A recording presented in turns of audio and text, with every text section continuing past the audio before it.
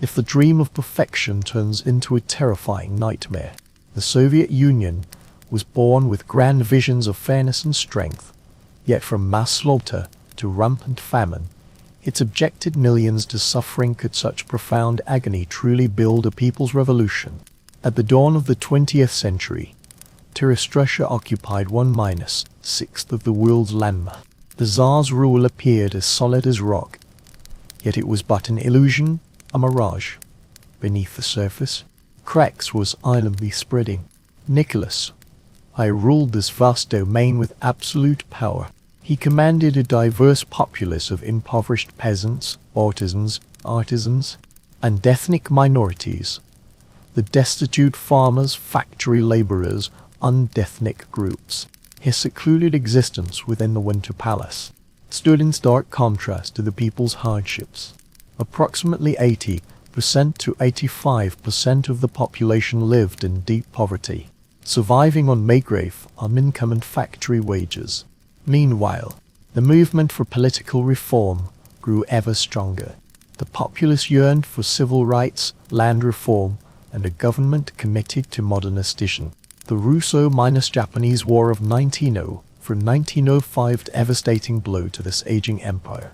Russia had sought to demonstrate its power in East Asia, only to suffer a humiliating defeat. Japan's superior navy and modernized army astonished the world.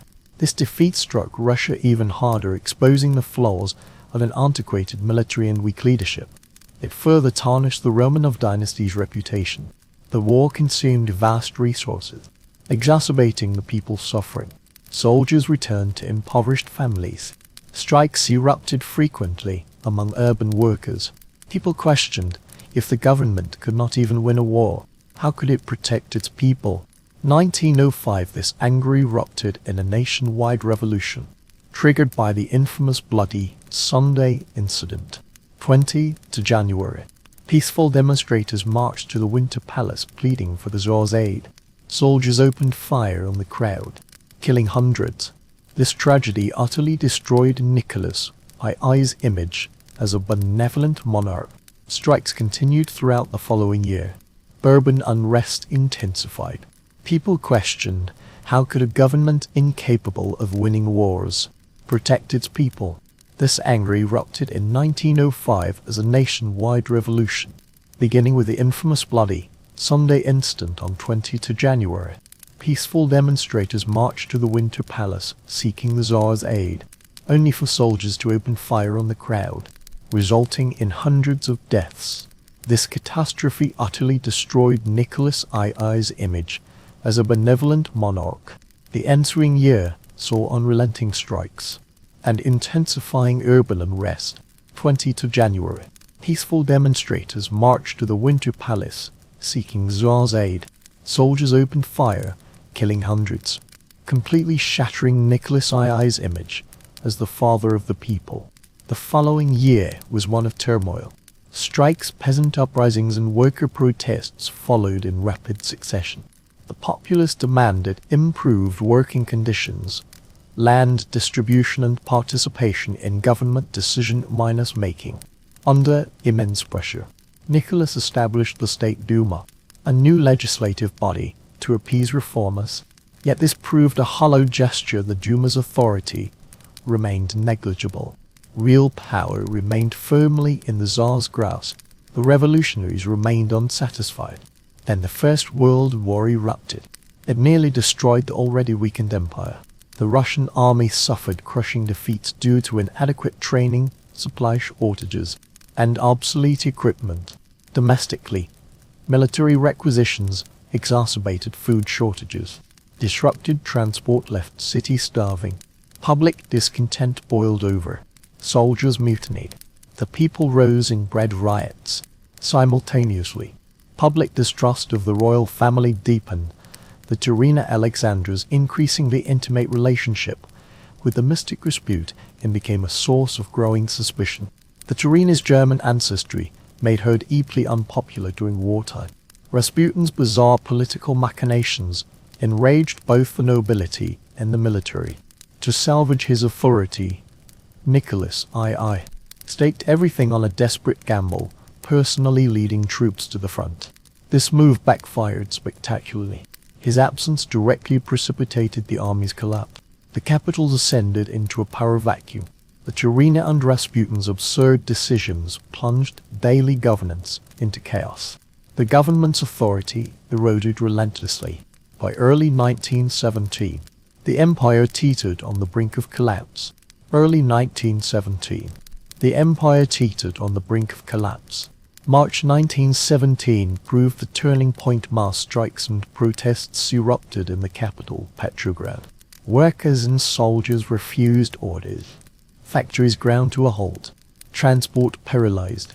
Even the loyal guard abandoned their posts. When neither the army or the State Duma could salvage the situation, Nicholas I abdicated on 15 March. Thus ended the Romanov dynasty's 3-century reign. The old world vanished. The new world remained unsteady. Strangely enough, symbolic omens had appeared before the empire's collapse. Late 1916 saw the assassination of Grigory Rasputin. His murderers first poisoned his food, then fired multiple shots. Finding him still alive, they drowned him. In a sense, Rasputin's gruesome demise mirrored the old regime's tenacious death throes. Both ultimately sank due to their own failings. The February Revolution of 1917 delayed until March under the old calendar erupted from a storm of anger, hunger, and exhaustion. Petrograd became the epicenter of transformation. Bread riots and workers' strikes swept the city. Factories ground to a halt. Streets paralyzed. Soldiers ordered to suppress the uprising instead joined the protesters. Raising red banners, they marched shoulder to shoulder with the people. So Nicholas I stood isolated and helpless, unable to foresee the gravity of the situation. He ordered the army to crush the rebellion. But when he discovered even the troops had defected, it was too late. 15 March, in a train carriage far from the capital, the Tsar signed his abdication decree, thus ending centuries of Romanov rule. The Romanov dynasty's reign, power vacuum. Duma elites swiftly formed a provisional government. Most leaders held liberal positions, advocating deepened democratic reforms, relaxing censorship, promising future elections, implementing new liberal policies. They asserted that stability required gradual progress, and held firm belief that Russia could become a well-functioning democracy. Yet this government proceeded cautiously, rejecting radical reforms to appease the landed gentry, while constrained by foreign loans and apprehensions over abandoning allies. Parallel to the provisional government, a more organic movement, the Soviet movement, quietly emerged. These local councils, predominantly composed of workers and soldiers, both counterbalanced and challenged the official leadership. The Petrograd Soviet grew increasingly powerful, becoming the voice of those most harmed by Russia's collapsing system. Petrograd Soviet leaders frequently clashed with the provisional government, creating a dual power structure. The provisional government promised top-down democracy, while the Soviets demanded immediate, tangible solutions. This dual power structure proved untenable. Angry peasants demanded land distribution. Soldiers sought an end to the war. Workers craved improved conditions. The provisional government failed to meet these demands. It was into this vacuum that an exiled revolutionary arrived with a clear plan. Vladimir Lenin. As Europe burned in conflict, Germany sensed an opportunity to weaken its enemy, Russia. On 3 April, they placed Lenin aboard a SEAL train bound for Petrograd, seeing him as a tool to subvert the provisional government. Lenin did not hesitate, shocking both friend and foe with his radical April theses. He advocated immediate withdrawal from the war, land distribution to the peasants, and the transfer of all power to the Soviets. His slogan, peace, land and bread, ignited a populace weary of empty promises. For the provisional government, Lenin and his Bolshevik faction had become a grave threat. He called for immediate withdrawal from the war, land to be distributed to the peasants, and all power transferred to the Soviets. His slogan, peace, land, spread ignited a populace weary of empty promises. As Bolshevik ideology spread, Lenin and his faction posed a significant threat to the provisional government. Summer turmoil intensified. The July events erupted in Petrograd. Spontaneous protests demanded the government's overthrow. This uprising failed. The provisional government mobilized loyalist troops to suppress the rebellion. Lenin fled to Finland, though this marked a temporary setback for the Bolsheviks, as they emerged as the sole force capable of swiftly resolving the crisis. Their popularity continued to soar. By October, having strengthened their position within the Soviet surrounding Petrograd, the Bolsheviks acted decisively. Another key figure in Lenin's circle, Leon Trotsky, the Bolsheviks suffered a temporary setback, but as they emerged as the only force capable of swiftly resolving the crisis, their popularity continued to rise. By October, the Bolsheviks, having grown in strength within the Soviets around Petrograd, began systematic action. Another coup leader, Leon Trotsky, meticulously planned the change of regime.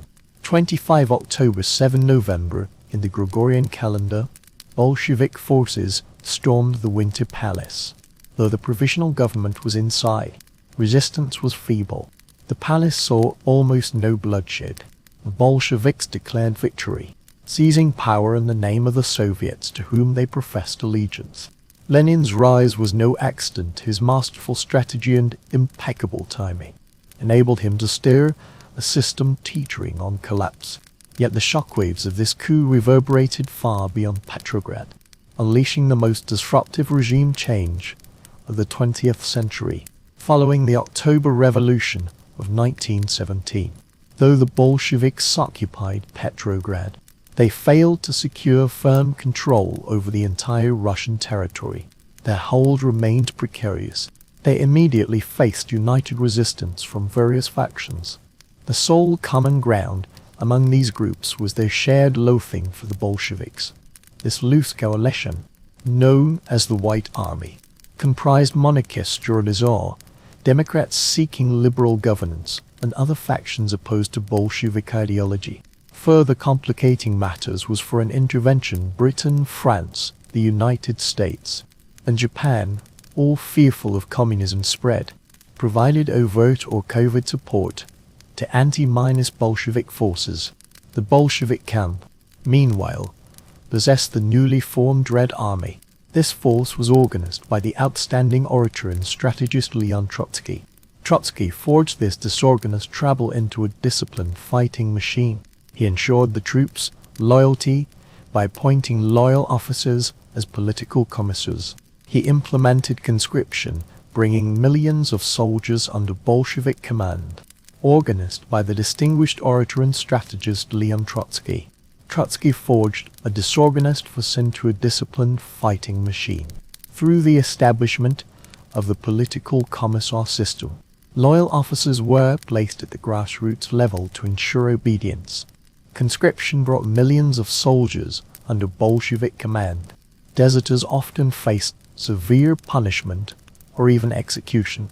Despite their ideals, the Red Army's operations frequently displayed brutality, carrying out large minor-scale repressions in areas of weak control. The Russian Civil War from 1918 to 1922 was not a straightforward confrontation, but a fragmented struggle. Camps shifted repeatedly, and hostile forces proliferated. The Bolsheviks controlled Russia's industrial heartland and transport hubs in the center, while the White Army occupied the empire's peripheries. This geography severely hampered the Whites. They were fragmented, lacking unified command, with factional leaders vying for power and pursuing divergent objectives, which severely undermined their ability to coordinate operations. Both sides displayed brutal tendencies during the war. Mass killings, looting, and atrocities against civilians were commonplace. For an aid briefly bolstered anti-Bolshevik forces, the Entente powers dispatched troops, arms, and supplies to the Whites in an attempt to halt the spread of Bolshevik Revolution. Yet this assistance proved both fleeting and disorganized. Western powers remained exhausted by the First World War. Their half-hearted commitment rendered the aid incapable of altering the war's trajectory. For instance, when American troops landed, they sought to halt the spread of Bolshevik Revolution. Yet the aid proved both unstable and uncoordinated. Western powers remained exhausted by World War I's aftermath. Their half-hearted support failed to alter the course of the conflict. For example, American forces landed in Siberia, yet avoided large scale engagements. French troops withdrew swiftly after defeat in the south. For an intervention, instead intensified Russian nationalist sentiment. This precisely bolstered the Bolshevik. The core of Bolshevik strategy lay in controlling the central Russian region, thereby monopolizing vital resources, factories and railways. Their troop supply and deployment far surpassed the scattered white forces. Bolshevik propaganda proved equally crucial. They framed the struggle as workers and peasants opposing for unintervention and the old terrorist order, promising land distribution, peace, and the end of the old social order. Though these promises were not always fulfilled, this narrative resonated deeply with populations long oppressed by successive regimes. By 1920, the Red Army had defeated the Whites in most regions, reclaiming territories seized by separatist movements through relentless military campaign, and suppressing peasant uprisings that challenged their authority. At times, their methods mirrored those of the very regimes they had denounced, employing brutal repression justified as necessary means of revolutionary struggle. A particularly brutal massacre occurred in 1918. The Bolsheviks ordered the execution of Tsar Nicholas I, Empress Alexandra, their children, and several loyal servants. This act severed any possibility of Nicholas becoming a spiritual totem for the White Army, while also severing Russia's ties to its imperial past. This decision and its secrecy haunted Russian history for decades. The burial site remained unconfirmed for many years. By 1922, the Bolsheviks had emerged victorious from the Russian Civil War, establishing absolute rule over the former Russian Empire. Their triumph stemmed not only from military might, but crucially from their ability to govern disparate territories, each possessing distinct objectives and cultures. Neighboring regions such as Ukraine, Belarus, and the Transcaucasus, present-day Georgia, Armenia, and Azerbaijan became pivotal battlegrounds for the Bolsheviks. These territories held vital resources and strategic importance, yet many local populations resisted Bolshevik rule. The Red Army swept through these lands, suppressing independence movements. To ensure Moscow's central government faced no substantial local challenges. These regions held vital resources and strategic importance. Yet many local populations resisted Bolshevik rule. The Red Army swept through these lands, suppressing independence movements, ensuring Moscow's central government faced no substantial local challenges. Beyond military operations, the Bolsheviks applied political pressure and struck deals, sometimes permitting local elites to retain partial authority in exchange for loyalty. On 30 December 1922, the Union of Soviet Socialist Republics (USSR) was established, initially comprising the Russian, Ukrainian, Belarusian, and Transcaucasian republics. On paper, these republics appeared as equal partners in a socialist union. In reality, the Soviet Union was not a confederation of equals. The republics enjoyed limited cultural autonomy. Decision-making power remained concentrated in Moscow. Local leaders were compelled to adhere to the strict policies dictated by the Bolshevik-led Communist Party. Substantive autonomy was negligible. The central government maintained tight control over the Union through persuasion, regulation, and even violent means. This new state was founded upon Marxism-Leninism, a doctrine promising a classless, stateless society. Yet the early Soviet Union resembled more centralized, single-party state cloaked in socialist rhetoric. The 1924 Soviet Constitution enshrined the Communist Party supreme authority over political, economic, and social life. Soviet secret police agencies like the Cheka exercised stringent surveillance, eliminating anyone deemed disloyal. Those opposing or questioning Bolshevik policies faced arrest, execution, or exile. For the multitude of ethnic and minority groups within the Soviet Union, promises of equality and autonomy became entangled with the promise of self-government. The Soviet government initially encouraged local cultures, establishing schools and media in indigenous languages. As part of its policy of indigenization, these initiatives aimed to win the trust of minority groups and to weaken traditional nationalist movements. However, as Soviet rule consolidated, control over these groups tightened progressively. Russification campaigns promoting Russian culture and language as dominant gradually gained ascendancy, particularly in regions deemed less loyal to Moscow. Independence movements faced increasingly severe suppression, with acts of resistance potentially leading to mass punishment, deportation, or even massacres. The birth of the Soviet Union produced repercussions beyond its borders. As the world's first communist state, this revolutionary experiment swiftly became an adversary to the capitalist world order. Western nations had grown wary after the Bolsheviks withdrew from World War I and called for global revolution, regarding the Soviet Union as both an ideological and strategic threat. The Soviet establishment also galvanized global left-wing movements. Despite its flaws, it offered a model for what socialist states might achieve.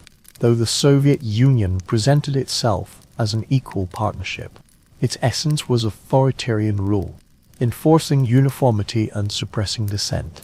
Its symbols embodied this duality. The hammer and sickle emblem, representing worker-peasant unity, became a potent totem worldwide, simultaneously inspiring hope and fear. The Cyrillic abbreviation, CCP, spread across the globe, though most could not pronounce it correctly. This blend of idealism and strict control made the Soviet Union both a geopolitical power and a symbol of grand promises fulfilled at a terrible human cost.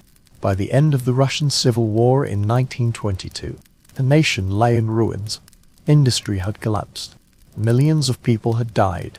Famine ravaged the countryside. Entire villages vanished from hunger. Peasant resentment continued to brew under Lenin's rule. The government faced a monumental challenge: how to uphold socialist ideals while rebuilding a nation on the brink of collapse. The war communism policies implemented during the Civil War, confiscating peasant grain, nationalizing industry, banning private trade, supplied the Red Army, but devastated what remained of the agricultural economy.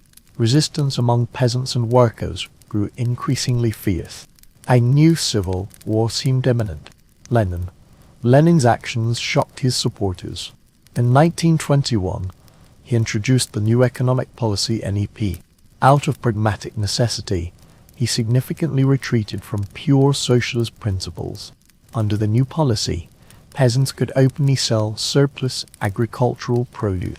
Small businesses were permitted to operate privately. Private trade was legalized. The state retained control over heavy industry, transport, banking, and foreign trade. Lenin described the NEP as a temporary concession to capitalism to stabilize the economy and quell rebellion. This hybrid system, though imperfect, offered a lifeline to a starving and angry populace. The results were immediate. Farmers finally found incentive to increase production. Agricultural output rebounded, markets reopened. Grain shipments to cities alleviated famine and quelled unrest. Small traders revived local economies through goods and services. Critics denounced these traders as harbingers of capitalist restoration. Yet their economic impact was undeniable. Workers returned to state-owned factories.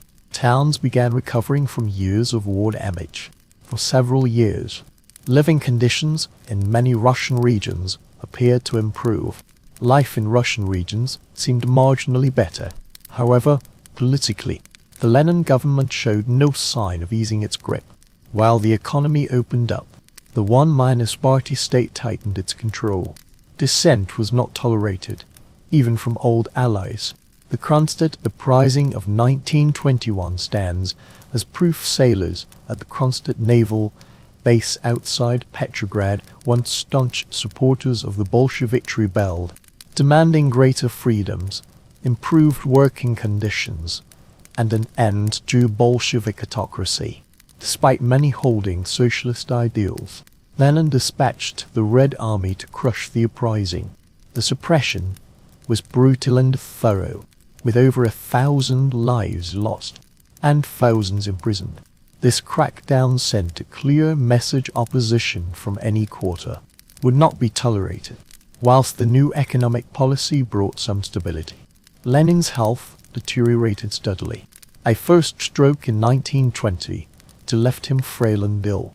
A second stroke in 1923 ended his political career. In his final writings, Lenin expressed grave concern over excessive power concentration in the hands of specific individuals, particularly Joseph Stalin, whom he described as crude and unfit for leadership. Yet Lenin failed to act before his death in January 1924. His passing created a power vacuum within the Communist Party leadership, sparking fierce rivalry among figures like Trotsky, Bukharin, and Stalin. Lenin's death was accompanied by a remarkable propaganda campaign.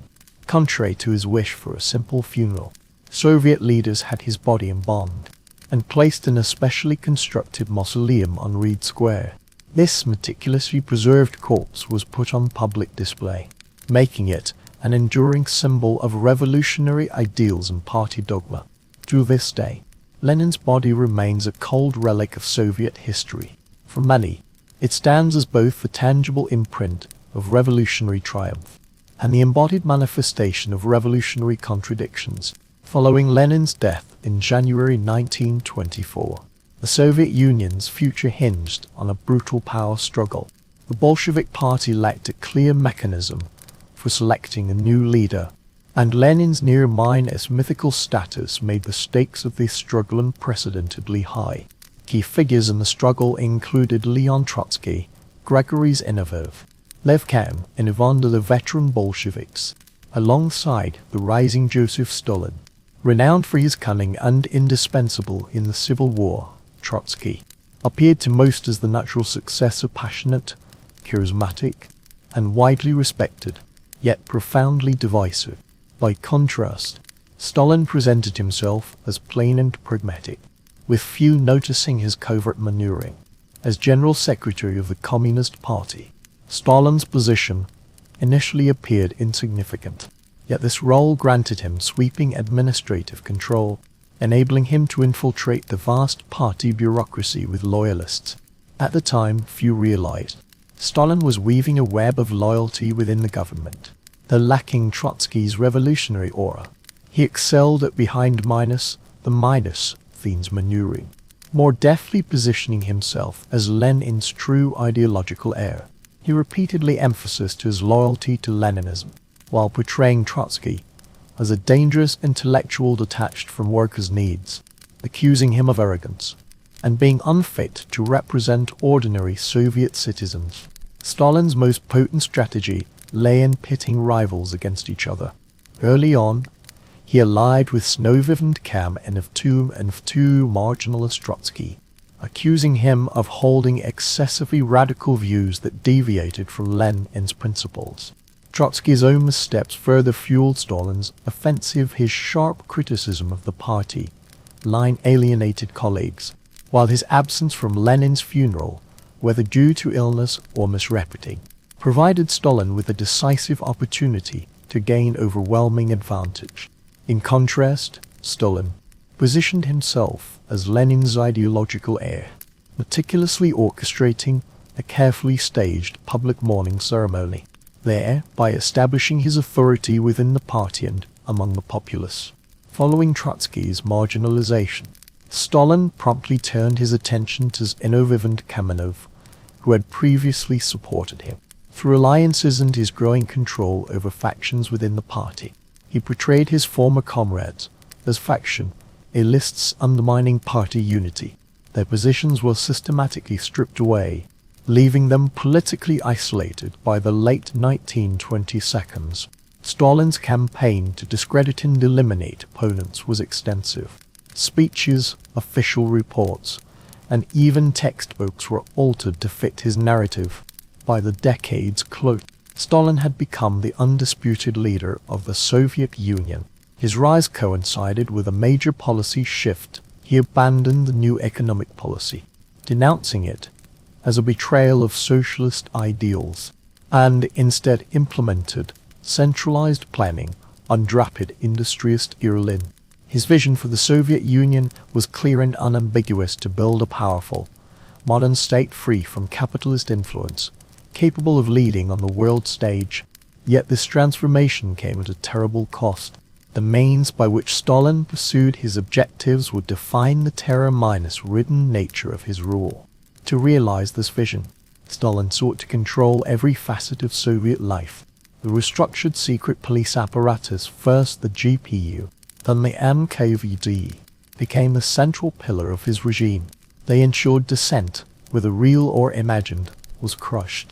Suspicion permeated every corner. Fear became institutionalization. The party became inextricably linked to Stalin's personal image. Opposition to him equated to opposition to the state itself. His rise also spun the notorious cult of personality. Propaganda fashioned Stalin into a near-mythical leader, wise, infallible, eternally aligned with the people. One of Stalin's most sinister tactics was an obsession with erasing opponents from the power structure, the very fabric of history. Photographs were altered, documents were destroyed. Those who had worked alongside Stalin often vanished from both reality and memory. Even the presence of individuals removed from photographs could lead to arrest. These historical rewritings cast Stalin as the sole architect of Soviet success, completely reshaping narratives to suit his needs. In the late 1920s, Stalin implemented the collectivization campaign. This radical policy upended the lives of millions of Soviet peasants. The scheme compelled peasants to relinquish private land and livestock and join state-run collective farms known as kolkhozy. Stalin justified it with grand promises. Collectivization would modernize agriculture, guarantee food security, and yield surplus grain for export, while funding Soviet urban industrialist Lenin. Yet the reality proved far darker. Under the banner of efficiency, its core aim was to destroy private farming, eliminate rural class distinctions, and establish state control over food production for countless Soviet peasants, especially the relatively affluent group labeled Kulaks. This policy became a nightmare. Kulaks were scapegoated for resisting collectivization. In truth, Kulaks often had little to do with wealth. Most were simply independent farmers with slightly more land or livestock than their neighbors. Yet Stalin branded them public enemies of the state, accusing them of hoarding grain and undermining socialism as exploiters. Kulaks and their families faced brutal punishment. Some were arrested and exiled to remote labor camps. Others were executed. Countless more lost their homes and possessions. This campaign against the Kulaks, the anti-Kulak movement, was not only violent but also chaotic. Even ordinary peasants were swept into its vortex. A wave of resistance swiftly spread. Angry farmers would rather destroy livestock and crops passed down through generations than surrender them to the state. Between 1929 and 1933, millions of animals were slaughtered. Cattle, horses, and pigs, once the backbone of the agricultural economy, were nearly exterminated. These acts of resistance did not increase yields, but instead deepened the crisis, causing agricultural production to plummet. Yet Stalin persisted, pushing his vision forward at any cost. The most devastating consequences of collectivization unfolded in Ukraine, where Stalin's policies met with fatal resistance. This man-made famine of 1932-1933, known as the Great Famine. It devastated the entire region, with an estimated death toll of 3 to 4 million people. The grain requisitioning, the systematic confiscation of food for export and state-controlled redistribution, left villages utterly stripped bare. Families perished in their homes from starvation. Fields were plundered by the state. Those who hid grain, spoke out publicly, or protested were arrested or met a far worse fate. Soviet leaders publicly denied the famine's existence, while continuing international grain exports during mass Ukrainian deaths. Their silence was strategic. Admitting the crisis would expose collectivization's failure, undermining both domestic ruin and international credibility.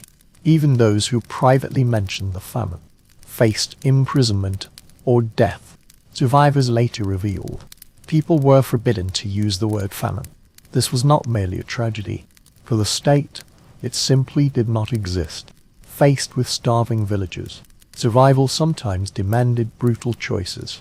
Internal Soviet reports documented cannibalism during the famine's deadliest months. Families torn by desperation resorted to unimaginable acts to survive, even as its people suffered. The state punished famine survivors for violations such as consuming seed, grain, or failing to meet ration quotas.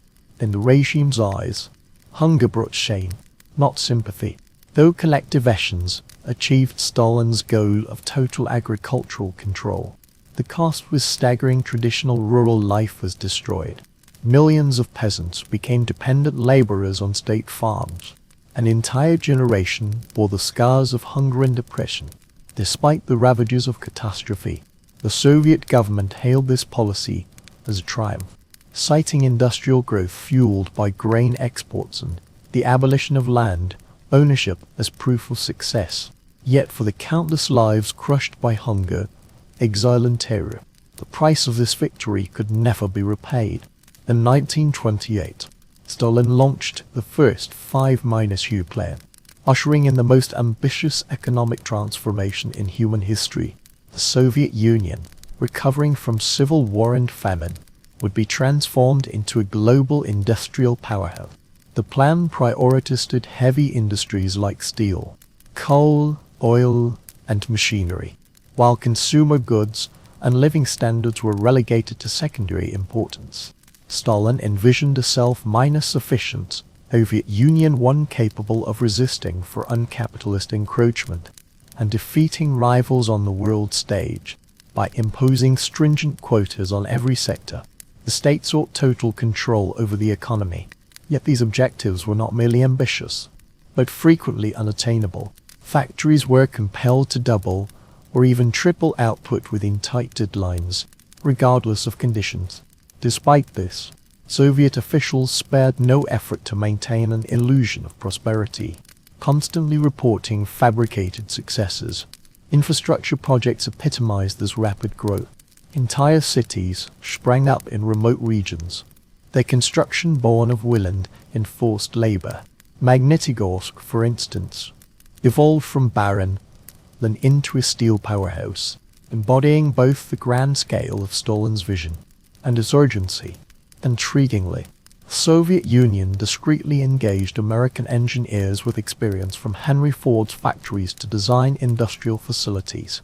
Thus, despite the state's proclamations of self-reliance, Magnitogorsk's success partly depended on foreign technology.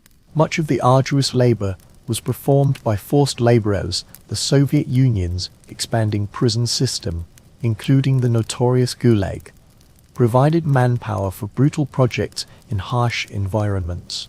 These prisoners toiled in mines and railway construction, even completing colossal projects like the White Sea-Baltic Canal using only hand tools, with mortality rates soaring from exhaustion, disease, and extreme weather. Ordinary workers faced equally harsh conditions, punishing quotas, dangerous work environments, and the threat of punishment for failing to meet targets. Factories subjected employees to strict surveillance. Laggards faced public humiliation, pay cuts, or even accusations of sabotage, often leading to imprisonment. Despite waste and human cost, the industrial doctor yielded significant outcomes. By its conclusions, Soviet steel production surged nearly 40%. Rural electrification spread widely, and domestic production commenced for tractors, machinery, and military equipment. These achievements astonished the world, particularly as capitalist nations grappled with the Great Depression. The propaganda machine relentlessly extolled these triumphs, molding workers into heroes, propelling the Soviet Union towards greatness. Alexei Streetakov became a household name for achieving a single minus shift coal output 14 times the daily quota. His exploits were widely disseminated, inspiring workers nationwide. Regardless of their veracity, Streetakov's story became central to the Soviet image, embodying the diligence and sacrifice dedicated to the nation. Yet this industrial ascent came at profound social cost. Millions flocked to cities in search of livelihoods, accelerating urbanization. Yet rapid expansion strained cities' capacity to absorb new workers. Housing shortages grew increasingly acute. Families were forced to crowd into shared flats or makeshift barracks near construction sites. Basic amenities like clean water and sanitation lagged far behind the population surge, making life difficult for the new industrial workforce. Food supplies were equally strained. Despite industrial centers receiving priority grain allocations, shortages persisted.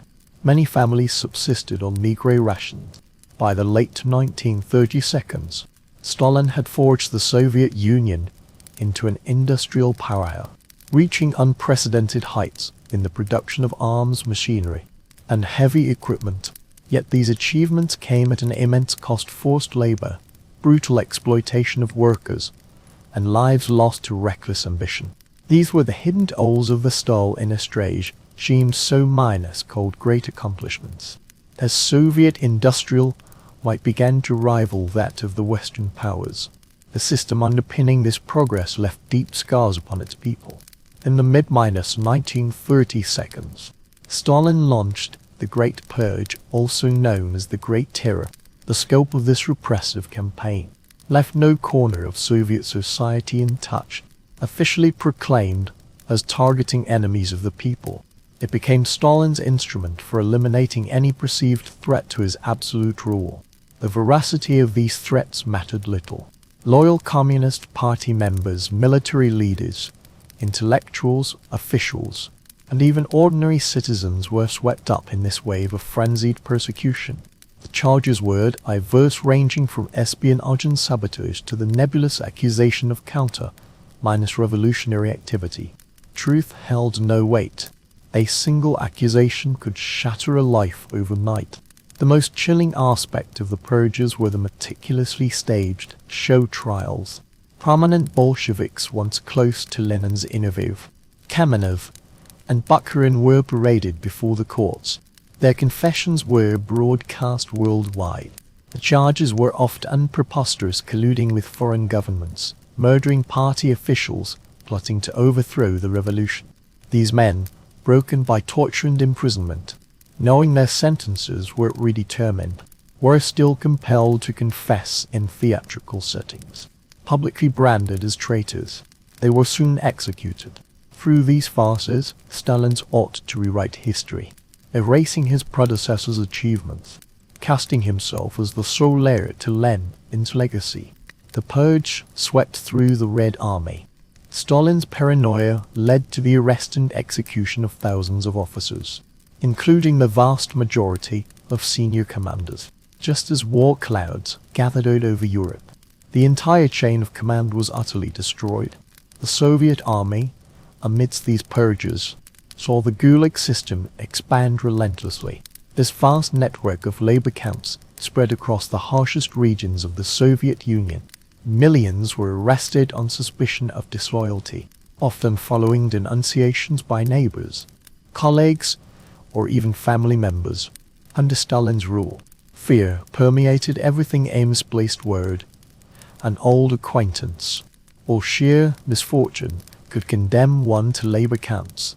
Prisoners endured unimaginable suffering through Siberian winters and desert heat, laboring ceaselessly on railways, factories, and entire cities. Hunger, disease, and exhaustion claimed countless lives. Yet labor quotas seldom adjusted for mortality, despite profound suffering. The Gulag system became a vital pillar of the Soviet economy. Entire industrial project depended on this expendable workforce. Railways linking remote regions were built by prisoners. State mining operations mobilized tens of thousands of inmates. One labor camp even boasted luxuries like a theatre and football league. Yet behind the barbed wire lurked a far crueler reality. By the late 1930s, the Gulag was not merely a prison, but the central tool in Stalin's forging of a modern Soviet machine. This vision was cast in human lives. By the late 1930s, the Gulag had become more than a prison. It was the pivotal instrument for Stalin's vision of a modern Soviet machine, a vision forged at the cost of human lives.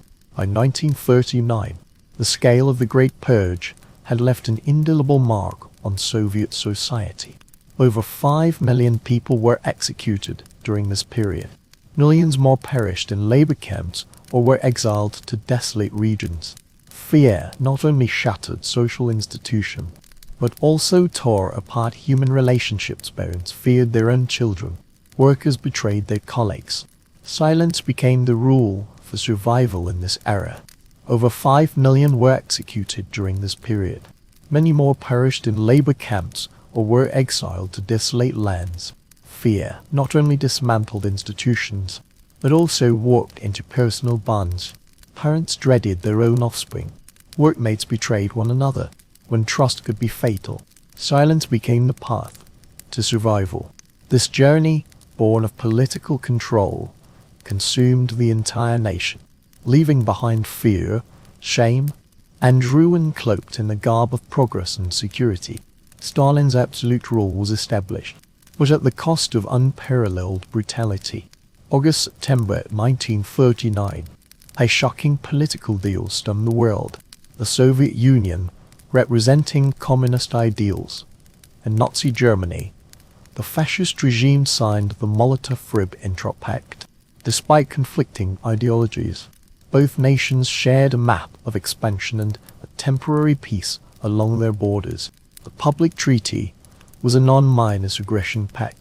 Both sides pledged not to attack each other, yet a hidden secret protocol revealed their true designs.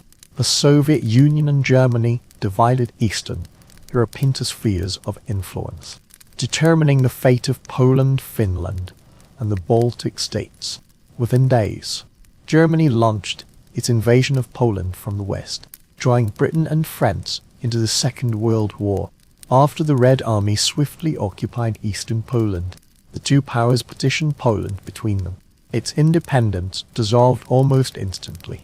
As Soviet influence continued to expand, Stalin promptly ordered the annexation of the Baltic states Estonia, Latvia, and Lithuania, and made territorial demands on Finland, which were rejected. This sparked the brutal Winter War of 1939-1940. The Red Army encountered fierce Finnish resistance. Though ultimately seizing some territory, it suffered heavy losses. Stalin also annexed parts of Romania, redrawing Eastern Europe's borders within months. For Stalin, the treaty held strategic significance. He believed it would buy the Soviet Union time to fortify defenses, while Nazi Germany fought Western Europe. By expanding eastern borders, he sought to create a buffer zone against future German aggression. Yet this came at a high price. Stalin disregarded numerous warnings about Hitler's true intention, including alerts from his own spies, Britain, and even a defected German soldier. Convinced this was a British ploy to lure him into early war, he left his forces utterly unprepared. When Hitler launched Operation Barbarossa on 20 June 1941, the consequences of this miscalculation became starkly evident. Millions of Axis troops, supported by thousands of tanks and aircraft, swept across Soviet territory. Entire Soviet divisions were routed. Millions of soldiers were taken prisoner within months of the invasion. Nazi forces overran vast swaths of Ukraine, Belarus and beyond. The Red Army suffered catastrophic defeats. Fortresses fell one after another. Stalin himself fell silent for days, stunned by the betrayal. Amidst the spreading chaos, he finally rallied his forces and reorganized the campaign. Abandoning the rigid communist rhetoric, he redefined the conflict as the Great Patriotic War, a desperate struggle for national survival. This concept galvanized the entire nation. Propaganda posters and broadcast urged citizens to defend their homeland from invasion. Even those dissatisfied with the regime found themselves fighting a common enemy. Nevertheless, the invasion's aftermath left indelible scars across the Soviet Union. It would take years for the Molotov-Ribbentrop Pact, initially viewed by Stalin as a Soviet triumph, to be recognized as a grave strategic error. Though the Soviet Union briefly gained territory and influence in Eastern Europe, the pact plunged nations like Poland into catastrophic ruin and tarnished the international standing of both signatories. Stalin's willingness to collaborate with Hitler exposed the utilitarian and ruthless nature of Soviet foreign policy. Ironically, this agreement, intended to preserve peace, actually hastened the Soviet Union's involvement in World War II in a state of tragic unprecedented. A peculiar yet profoundly revealing detail illuminates the predicament weeks before Operation Barbarossa. Soviet intelligence received over 80 invasion warnings, yet Stalin dismissed them all, some personally vetoed, insisting they were false reports. Even as German forces approached the border, Soviet officers were ordered to avoid provocation, resulting in crucial fighter aircraft being grounded and left vulnerable to destruction. This blend of denial and misjudgment set the stage for the catastrophic disaster that plunged the Soviet Union into its bloodiest years. After the shock of Hitler's betrayal in 1941, the Soviet Union fought for survival. The opening months of Operation Barbarossa shattered the Red Army. Entire divisions were annihilated. Crucial Western industrial zones fell successively to German forces. Stalin and his leadership scrambled to respond. To rebuild the war effort, the Soviet Union launched a colossal undertaking. Relocating vital industries thousands of kilometers eastward, a move designed to evade German aerial bombardment.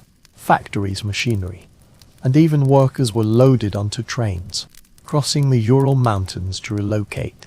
Despite the chaotic process, the relocation proved effective. Within months, production lines deep within Soviet territory resumed operations, supplying the front lines with urgently needed tanks, artillery and ammunition. The Red Army itself required fundamental transformation. Soldiers demoralized by sustained losses found themselves in peril. Stalin issued a historic order, defining the Soviet spirit of resistance. Order No. 227. Its famous slogan was "not a single step back." The order prohibited retreat under any circumstances. Special interception units were deployed behind Soviet lines. Their mission was to prevent soldiers from deserting, using force if necessary. Punishment battalions composed of convicted soldiers and political prisoners were deployed for the most dangerous tasks. These units were essentially expendable. Though brutal, these measures demonstrated a resolve born of desperation, effectively strengthening the Soviet defenses. The siege of Leningrad became the ultimate test of Soviet resolve. For nearly 900 days, German and Finnish forces blockaded the entire city, cutting off all land supply routes. Famine ravaged the civilian population. Over 1 million perished, most from starvation. Yet the city refused to surrender. Citizens worked day and night to build fortifications and manufacture weapons. Amidst the chaos of war, concerts were held to bolster morale. Amidst the roar of artillery fire, the supply route across the frozen Lake Ladoga, the road of life, became the most precious lifeline during the harsh winter. Leningrad's steadfast defense became a symbol of Soviet resolve. By late 1942, the Battle of Stalingrad had turned the tide of the war. In this brutal urban battle lasting months, entire neighborhoods were reduced to rubble. Both sides fought fiercely for every inch of ground. General Zhukov's Red Army encircled the German Sixth Army, Starving and cut off, the German forces ultimately surrendered. Early 1943, this victory marked not only a turning point on the Eastern Front, but also a testament to the Red Army's renewed strength and resolve. Women emerged as pivotal forces in the Soviet war effort, both behind the lines and on the battlefield. Female snipers like Lyudmila Povlehen co-achieved legendary status through their marksmanship. All minus female aviation regiments, such as the renowned Night Witches, flew bravely in outdated bullplanes on bombing missions. On the home front, women ran factories, manufactured weapons, and kept supply chains functioning. Their contributions were not merely vital, they were the lifeblood of the Soviet Union. At the peak of its industrial output, the Soviet Union surpassed Germany in critical sectors, particularly tank production. The T-35 tank, renowned for its versatility and simplicity, became the Red Army's mainstay. Meanwhile, Soviet partisans deep behind enemy lines sabotaged railways and crippled supply lines, becoming an enduring nightmare for the German forces. These partisan operations compelled the Germans to divert their already stretched resources, weakening their frontline strength. By 1945, the Red Army had transformed from a rooted force into a formidable power capable of major victories. Soviet troops advanced into Eastern Europe and entered Berlin in April, raising the red flag atop the Reichstag, building one of the most symbolic moments in the history of warfare.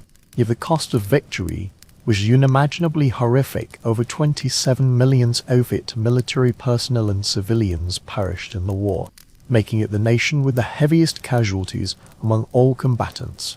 The ruins across the Soviet Union would leave scars lasting decades.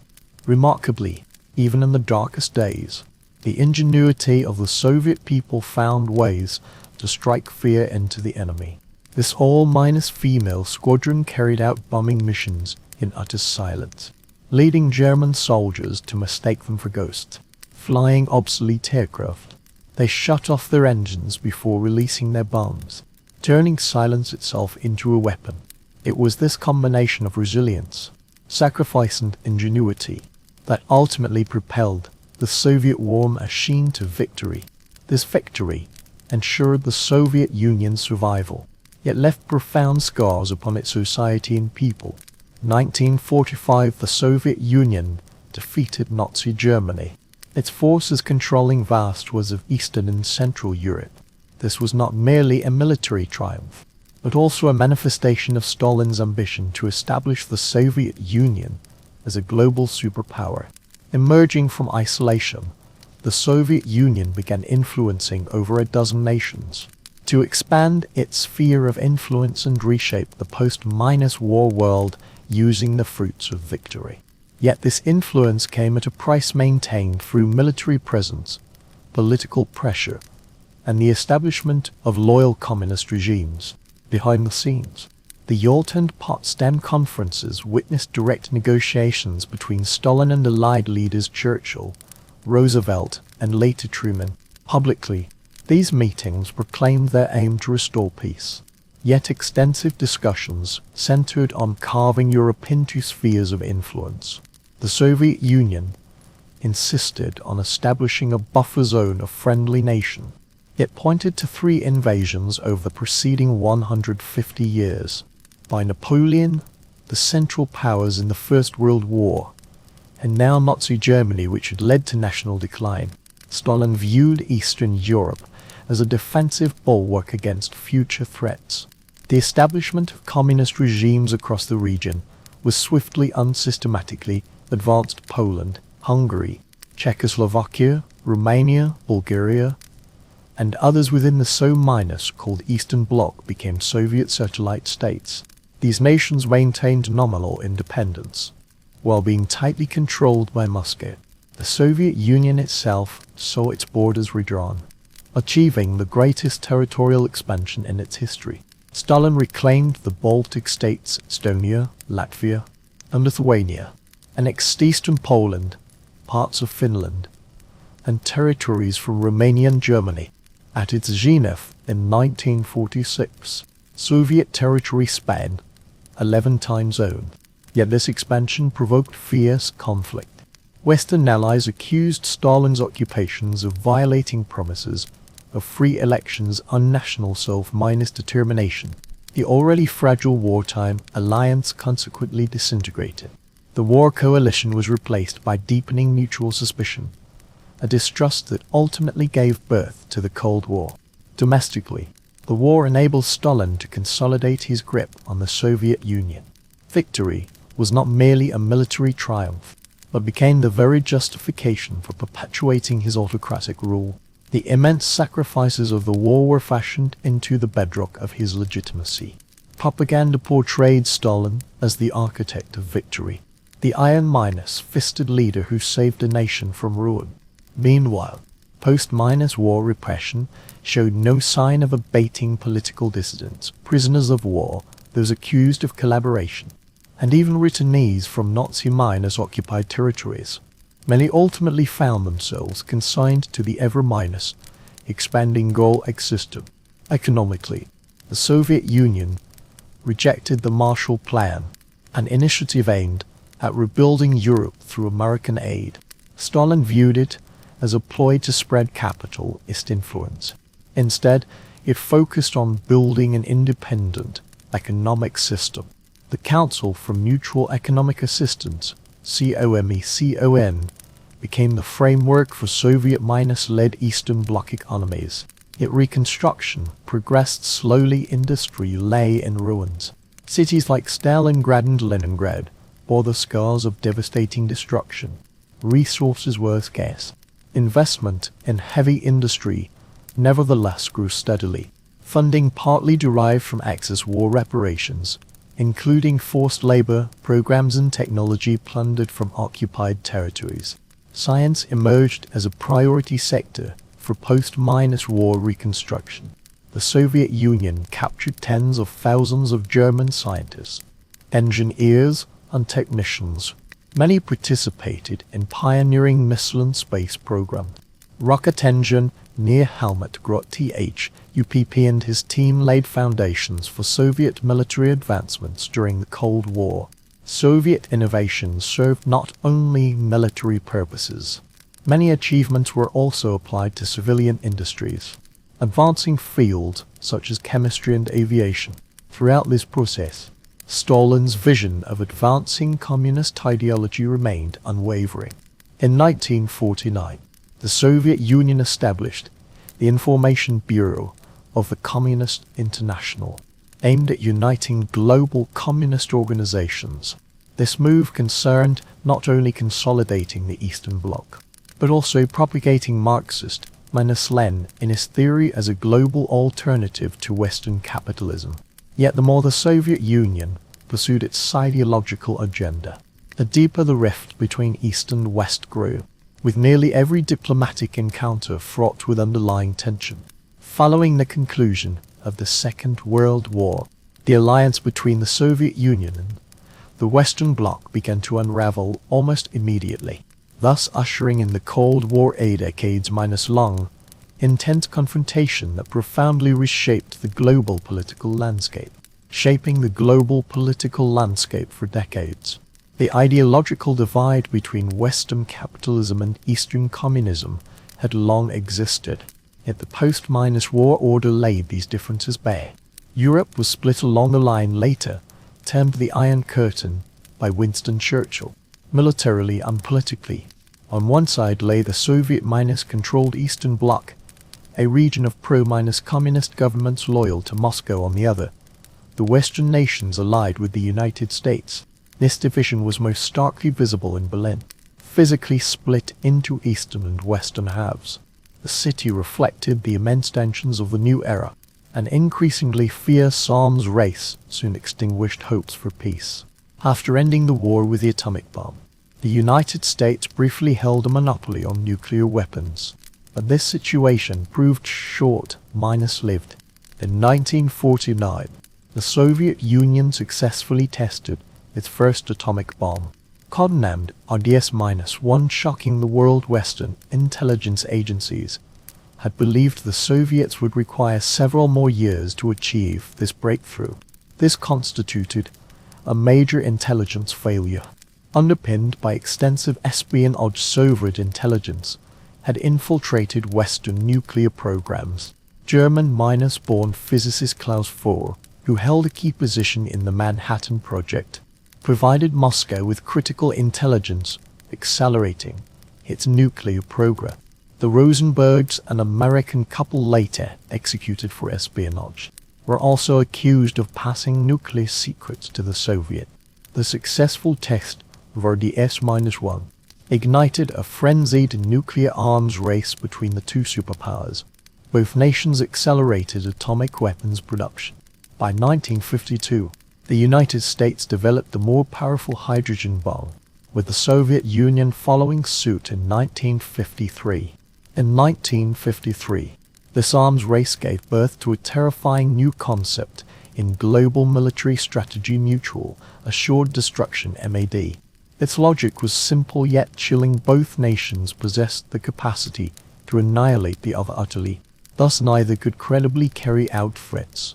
Paradoxically, this guarantee of mutual destruction actually prevented direct warfare, forcing the Cold War to evolve into proxy conflicts and political standoffs. For the Soviet Union, the arms race was not merely about military might. Each nuclear test served as both a demonstration of military strength and a proclamation of ideological superiority. Stalin viewed the nuclear program as a political weapon, not merely a technological one, but fundamentally a political instrument to assert the Soviet Union's global standing. Beyond nuclear armament, the Soviet Union championed global communist revolutions and regimes, funding movements across Asia, Africa, and Latin America, while styling itself as the defender of anti-colonialism and socialism. These actions intensified Western fears of communist expansion, further escalating tensions. Concurrently, Stalin's twilight years were overshadowed by mounting paranoia and domestic repression. The dictator harbored distrust even towards his closest confidants, conducting relentless targeted purges. The most notorious of these was the 1952 doctor's Platon accusation that Jewish physicians had conspired to assassinate Soviet leaders, now recognized as an anti-Semitic purge. Yet it intensified fears of internal enemies. Stalin's sudden death in 1953 abruptly ended these purges. 1950 to the so-called conspiracy case, accusing Jewish doctors of plotting to murder Soviet leaders, now regarded as an anti-Semitic purge. Yet it intensified fears of internal enemies. Stalin's death in 1953 abruptly halted these purges. His passing plunged the Soviet leadership into a power struggle. Yet under his successors, it also brought a slight easing of Cold War tensions. When Joseph Stalin died in 1953, the Soviet Union held its breath. Under his nearly 3 decades of iron-fisted rule, fear and oppression had shrouded the nation. After the Iron Fist, a power vacuum created an opportunity for change. Nikita Khrushchev, this seemingly unremarkable figure, climbed to the summit through careful maneuvering, defeating major rivals such as Lev Rend, I.Y. Beria, the notorious former head of the secret police, and the more conservative Georgy Malenko V. This process was far from smooth. The power struggles behind closed doors defined the early years following Stalin's death. Yet by 1956, Khrushchev had established himself as the first among equals. The Soviet Union's trajectory began to shift. Then came the shockwaves. February 1956.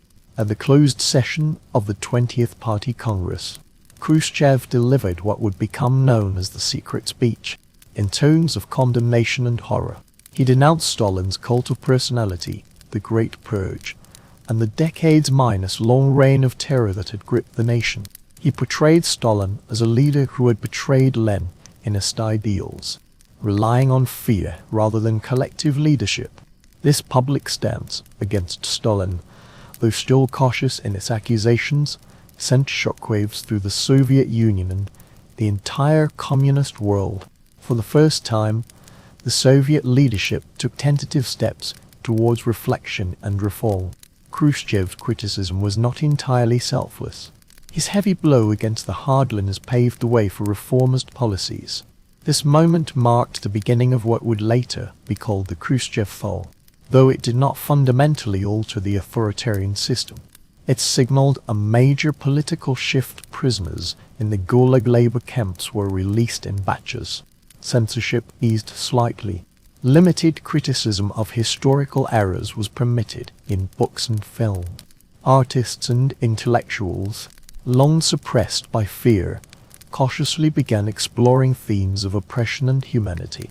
The most notable manifestation was Solzhenitsyn's One Day in the Life of Ivan Denisovich.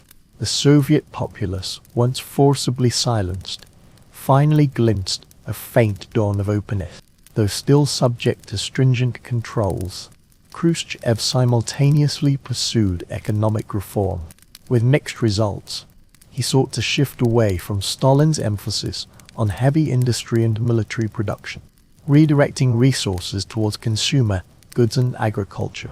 His fervent enthusiasm for maize, yes, maize, spurred an nation-wide campaign to cultivate maize across the Soviet Union. Inspired by American agriculture, Khrushchev firmly believed maize could become the backbone of Soviet farming.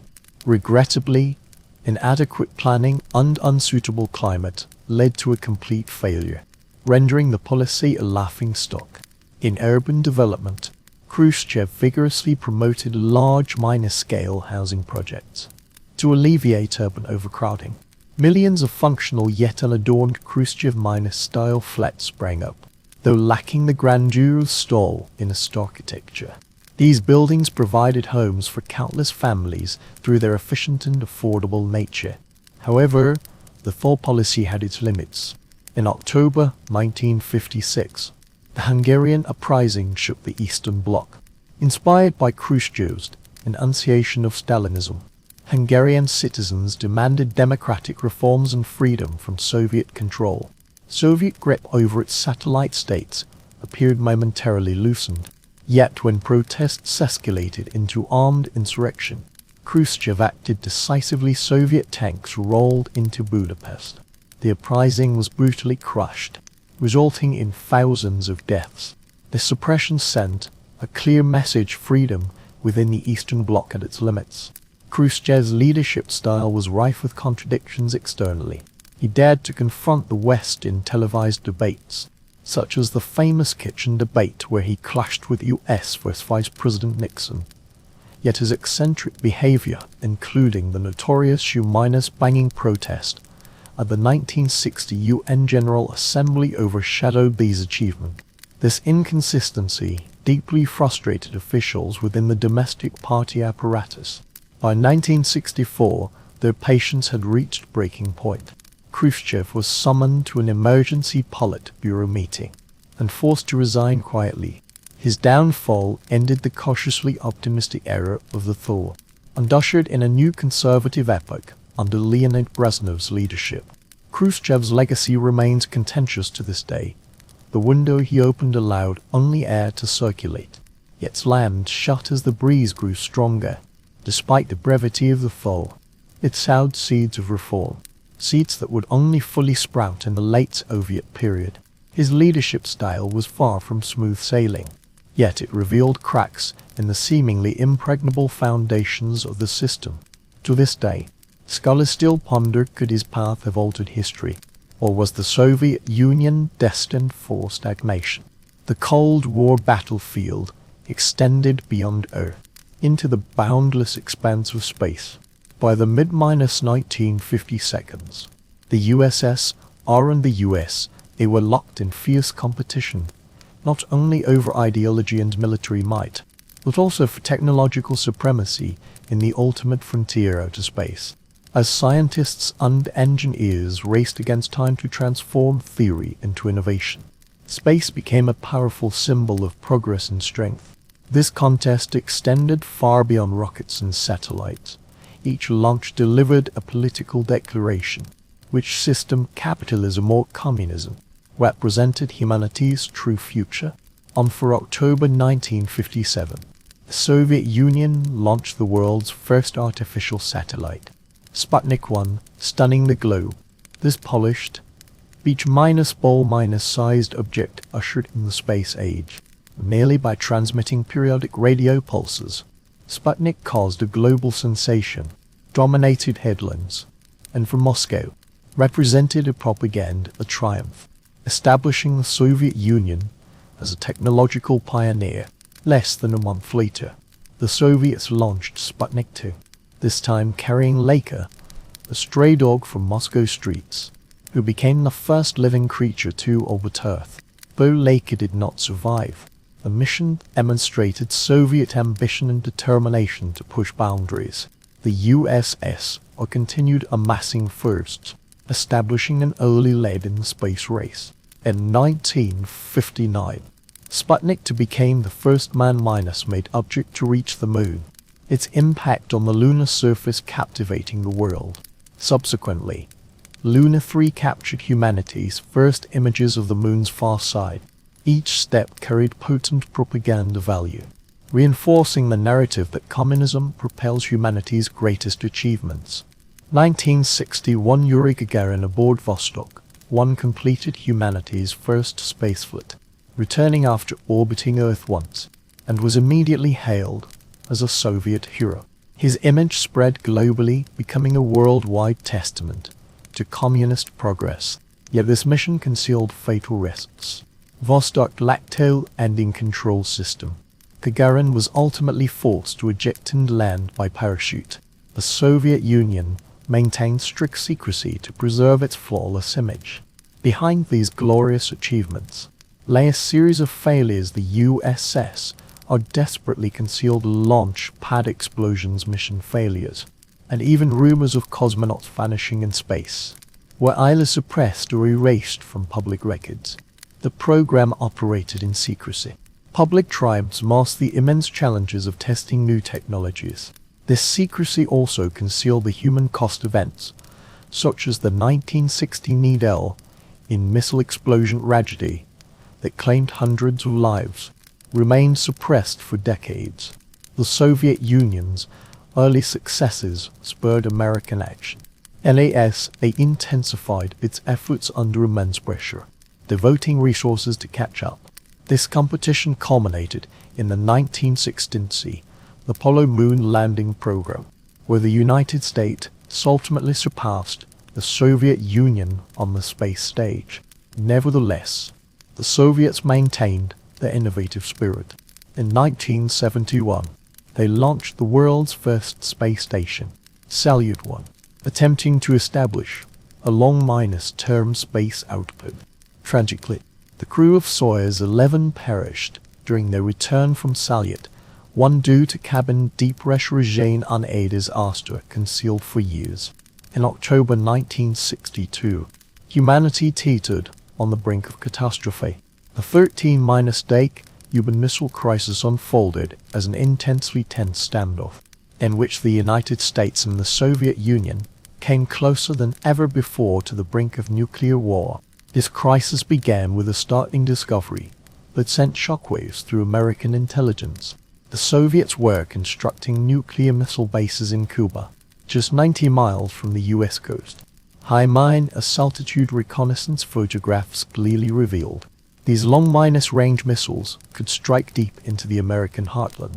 For the Kennedy administration, this was not merely a strategic threat, but an existential one.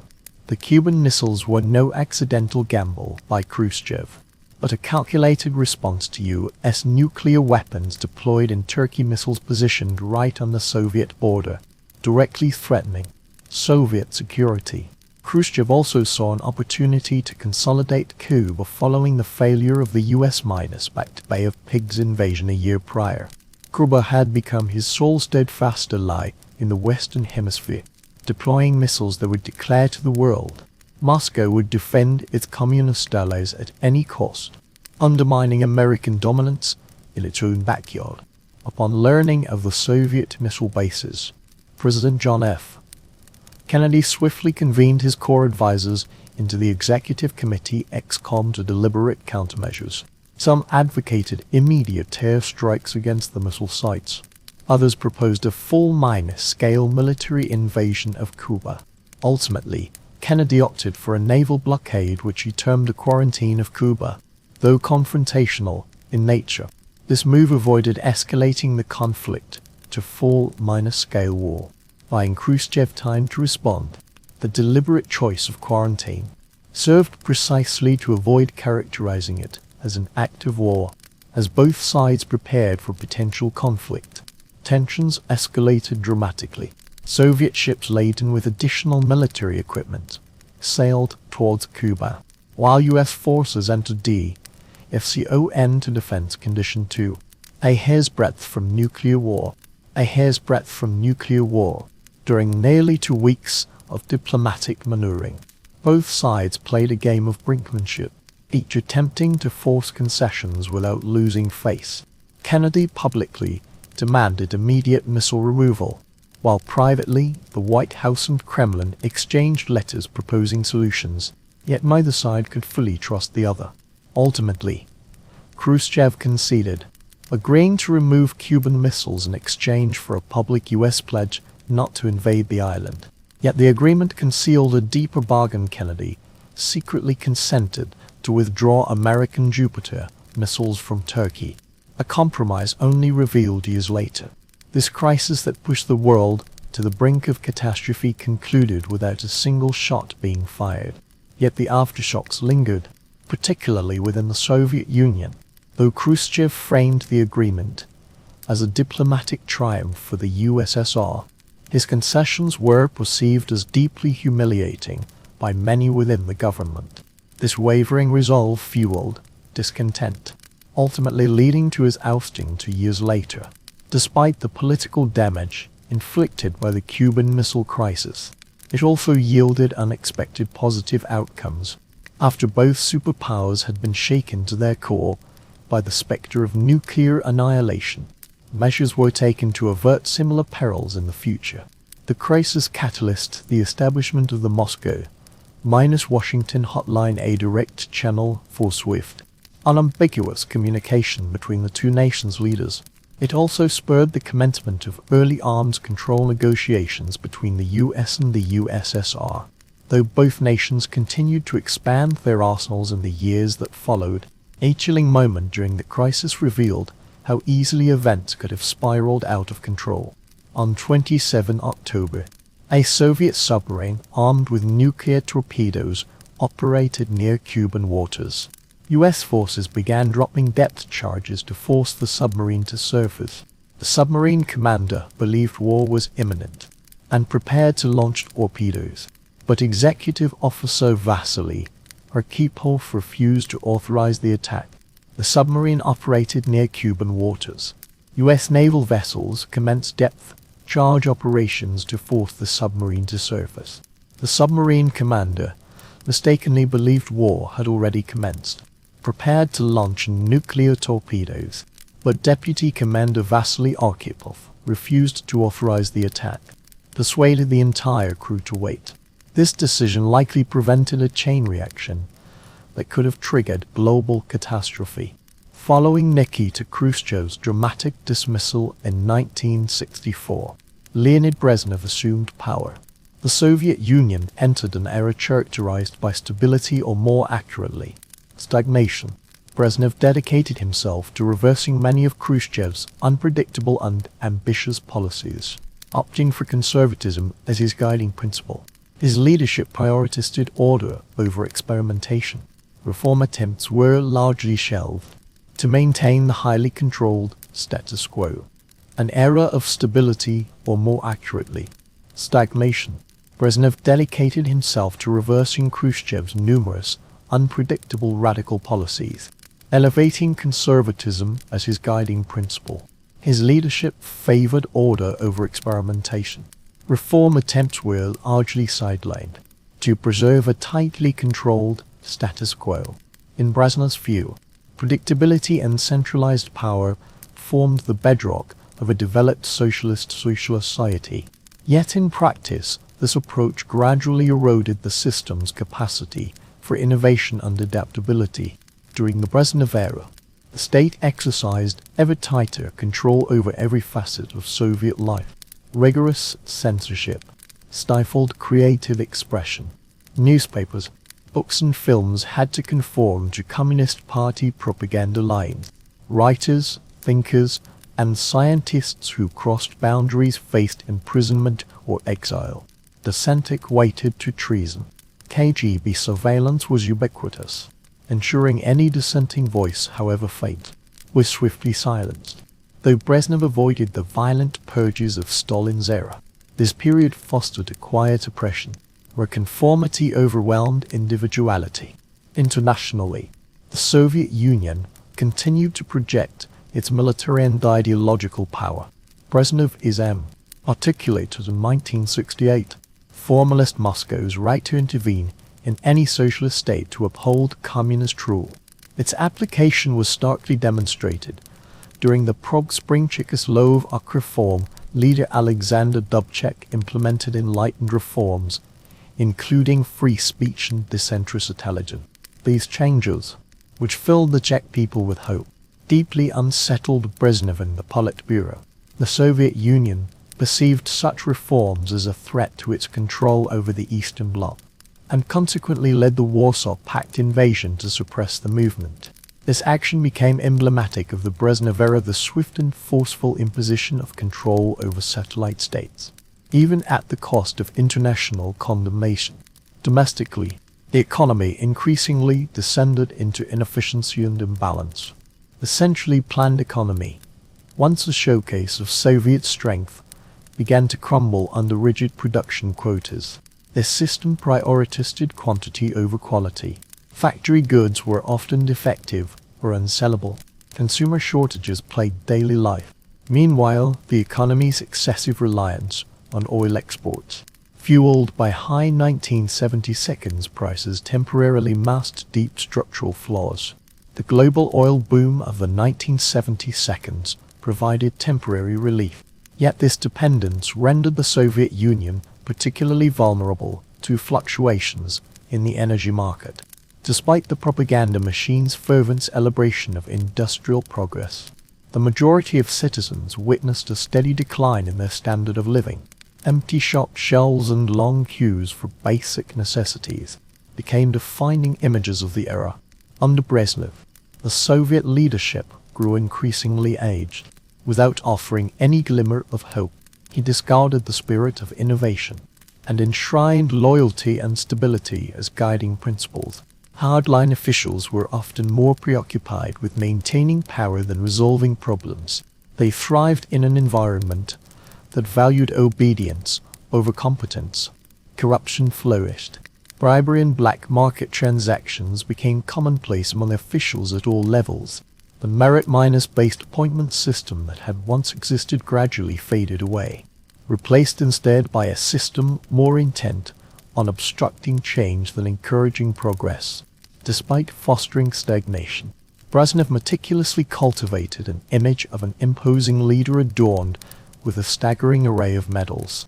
Obsessed with prestige, he awarded himself over 100 decorations during his tenure, including for orders of the Hero of the Soviet Union, the title of Hero of the Soviet Union. His obsession with flattery sometimes bordered on the absurd. It was said that his ceremonial uniform, laden with decorations, required assistants to remain upright. This excessive self-aggrandizement exposed the gulf between Soviet propaganda and the increasingly grim reality.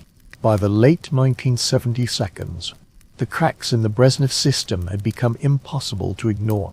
Though the Soviet Union retained its status as a military superpower, its society lagged severely in critical areas such as technology, healthcare, and living standards. Prolonged stagnation and bureaucratic gridlock ultimately defined the Brezhnev era. The Brezhnev era, this period, which began with stability, gradually descended into stagnation. The price paid for trading reform for inertia left the Soviet Union struggling to regain its vigor in subsequent decades. 1979, the Soviet Union launched a military intervention in Afghanistan. This operation ultimately evolved into one of the bloodiest and most costly wars in Soviet history. Its origins lay with the Afghan communist government, a regime that had seized power through a coup d'etat a year prior. This new administration, led by the People's Democratic Party of Afghanistan (PDPA), pursued radical reforms, seeking to transform Afghan society according to the Soviet model. However, policies such as land redistribution and secularization clashed violently with the nation's deep-rooted Islamic traditions, sparking widespread unrest. The PDP soon found itself under siege by Islamic militants known as Mujahideen. These insurgents opposed both the regime's ideology and its allegiance to Moscow. Fearing the collapse of a friendly regime on its southern border, Soviet leadership resolved to intervene. December 1979, Soviet forces entered Afghanistan under the pretext of stabilizing the situation and supporting allies in Kabul. Though termed limited intervention, the operation proved anything but limited. Tens of thousands of Soviet troops crossed the border with tanks, helicopters and fighter jets. Within days, a Soviet-orchestrated coup overthrew the Afghan government. Despite being labeled a limited intervention, it was anything but a small-scale operation. Tens of thousands of Soviet troops crossed the border with tanks, helicopters and fighter jets. Within days, they orchestrated a coup to overthrow Hafiz Amin, leader of the People's Democratic Party of Afghanistan. They installed Barack Karmal, more compliant to Moscow, into power. Yet the new regime failed to alter the fundamental nature of the conflict. Dispersed but fiercely determined, the Mujahideen continued to grow in strength. Fueled by deep resentment towards the foreign occupiers, they rapidly expanded their ranks. The conflict swiftly evolved into brutal guerrilla warfare. Afghanistan's rugged terrain, soaring mountains, and isolated villages became the insurgents' natural stronghold. Soviet tanks and heavy equipment struggled along narrow, winding mountain roads, frequently falling victim to ambushes. The Red Army, formidable on paper, proved utterly unprepared for the Mujahideen's decentralized tactics of hit-and-run warfare. Familiarity with the terrain granted the insurgents a decisive advantage, enabling them to launch attacks and vanish before Soviet forces could respond. Airstrikes and helicopter missions frequently targeted suspected rebel strongholds. Yet these operations also caused widespread destruction and heavy civilian casualties. As the conflict dragged on, the United States and its allies saw an opportunity to exploit Soviet vulnerabilities. Through Operation Cyclone, a covert initiative, the CIA began supplying the Mujahideen with arms, training, and funding. Billions of dollars worth of weaponry, including Stinger surface-to-minus air missiles, flowed into Afghanistan, empowering the insurgents to counter Soviet air superiority. Neighboring Pakistan served as a transit point and base, while Saudi Arabia provided substantial funding. What began as a local insurgency now garnered global backing, transforming Afghanistan into a Cold War proxy theater. The conflict drained Soviet resources and morale. Soldiers faced not only tenacious adversaries, but also harsh conditions and mounting disillusionment.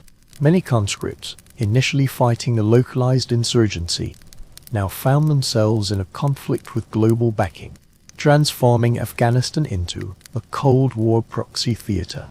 This conflict drained Soviet resources and morale. Soviet soldiers not only confronted a tenacious enemy, but also endured harsh conditions and deepening disillusionment. Many young, poorly trained conscripts simply did not understand why they were fighting on this culturally and geographically alien land. Reports of wounded soldiers returning home and repatriated remains steadily eroded domestics, a port for the war, especially as the Soviet government deliberately concealed casualty figures. By the war's end, 15,000 Soviet soldiers had been killed. tens of thousands wounded, and countless more suffered psychological trauma. Meanwhile, millions of Afghan civilians were killed, displaced, or became refugees. Soviet tactics increasingly adopted scorched minus earth policies, carpet bombing villages, laying extensive minefields, and targeting civilian infrastructure to crush insurgents. These actions not only failed to defeat the Mujahideen, but also drew severe international condemnation. Afghanistan became a diplomatic quagmire for the Soviet Union, signifying the heavy cost of overseas expansion. By the mid-1980s, victory in this conflict had become manifestly unattainable. Under Mikhail Gorbachev, who sought to reform the decaying system, the Kremlin began seeking an exit strategy. A withdrawal agreement was reached in 1988. By the mid-1980s, the war's outcome was sealed. Under Mikhail Gorbachev, who sought to reform the Soviet system teetering on collapse, the Kremlin began seeking an exit strategy. A withdrawal agreement was reached in 1988. By 1989, the last tanks had departed Afghanistan. This conflict dealt a severe blow to the Soviet Union, not only militarily and economically, but also to its global standing. It is often termed the Soviet Union's Vietnam War. This conflict exposed the superpowers.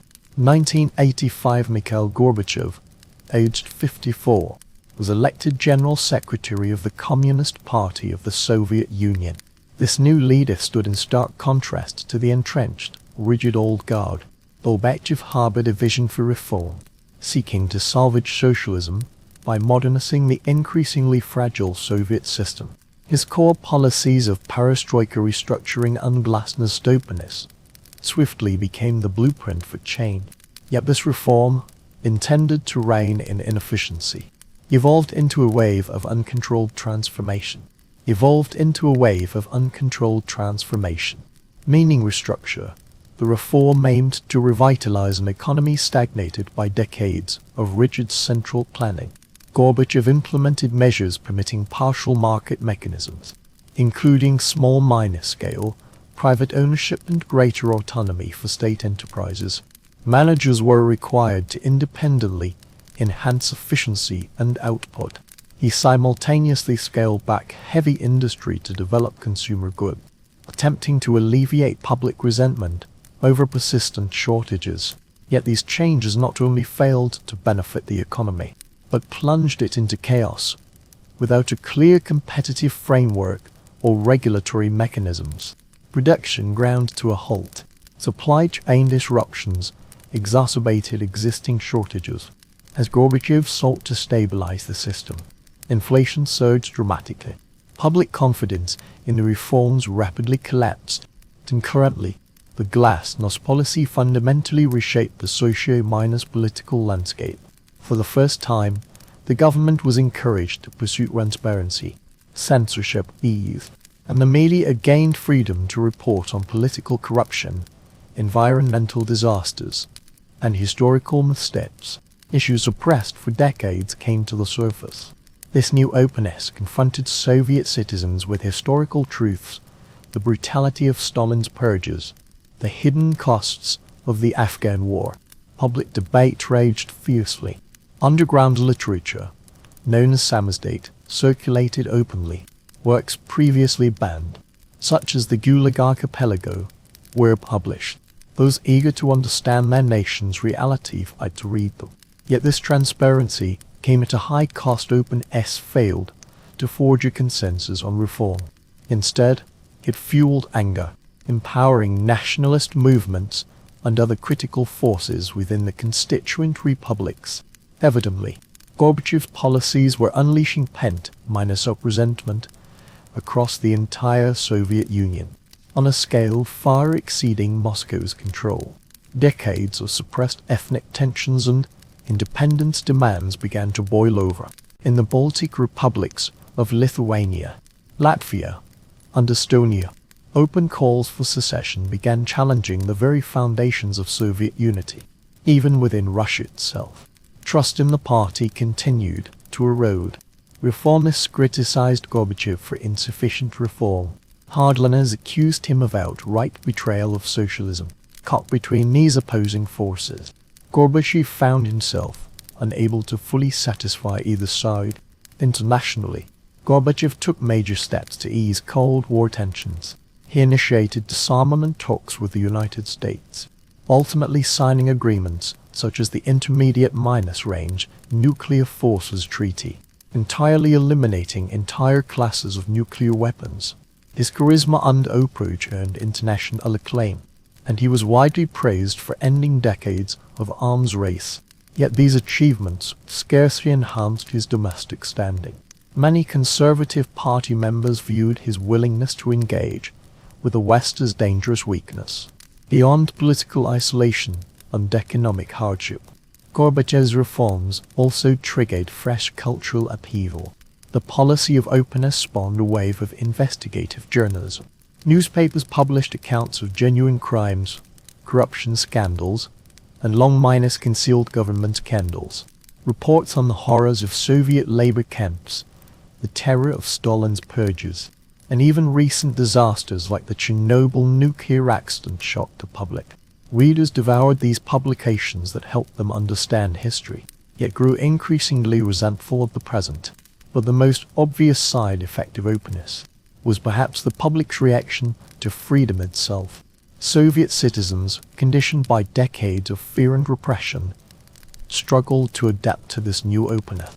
Social trust, eroded by years of party surveillance and propaganda, could not be restored overnight. Not only did the populace fail to shed its fear of oppression, but the sudden acquisition of liberty plunged them into deeper anxiety. This was the people's reaction to liberty itself. After living under fear and oppression for decades, many Soviet citizens struggled to adjust to this new openness. Social trust, long eroded by party surveillance and propaganda, could not be restored overnight. These reforms not only failed to revive the Union, but laid bare a fractured society in crisis. On 26 April 1986, a routine safety test at Chernobyl nuclear power plant's reactor No. 4 turned into catastrophe. In the dead of night, operators attempted to simulate power failure, but design flaws in the reactor combined with inadequate operator training triggered an uncontrollable chain reaction. In an instant, a violent explosion ripped apart the reactor, propelling a cloud of radioactive material into the air. The facility, built by the Soviet Union to showcase advanced nuclear technology, thus became the site of one of the worst nuclear disasters in history. The blast's impact extended far beyond Chernobyl and its immediate vicinity. Radioactive particles rapidly spread across Ukraine, Belarus, and parts of Russia. Winds carried sufficient radioactive dust as far as Sweden and Germany, transforming it into an international crisis. Radiation levels soared to unimaginable heights. Yet Soviet authorities did not respond immediately to the disaster. Instead, they hesitated, adopting a strategy of secrecy and denial, systematically concealing critical information.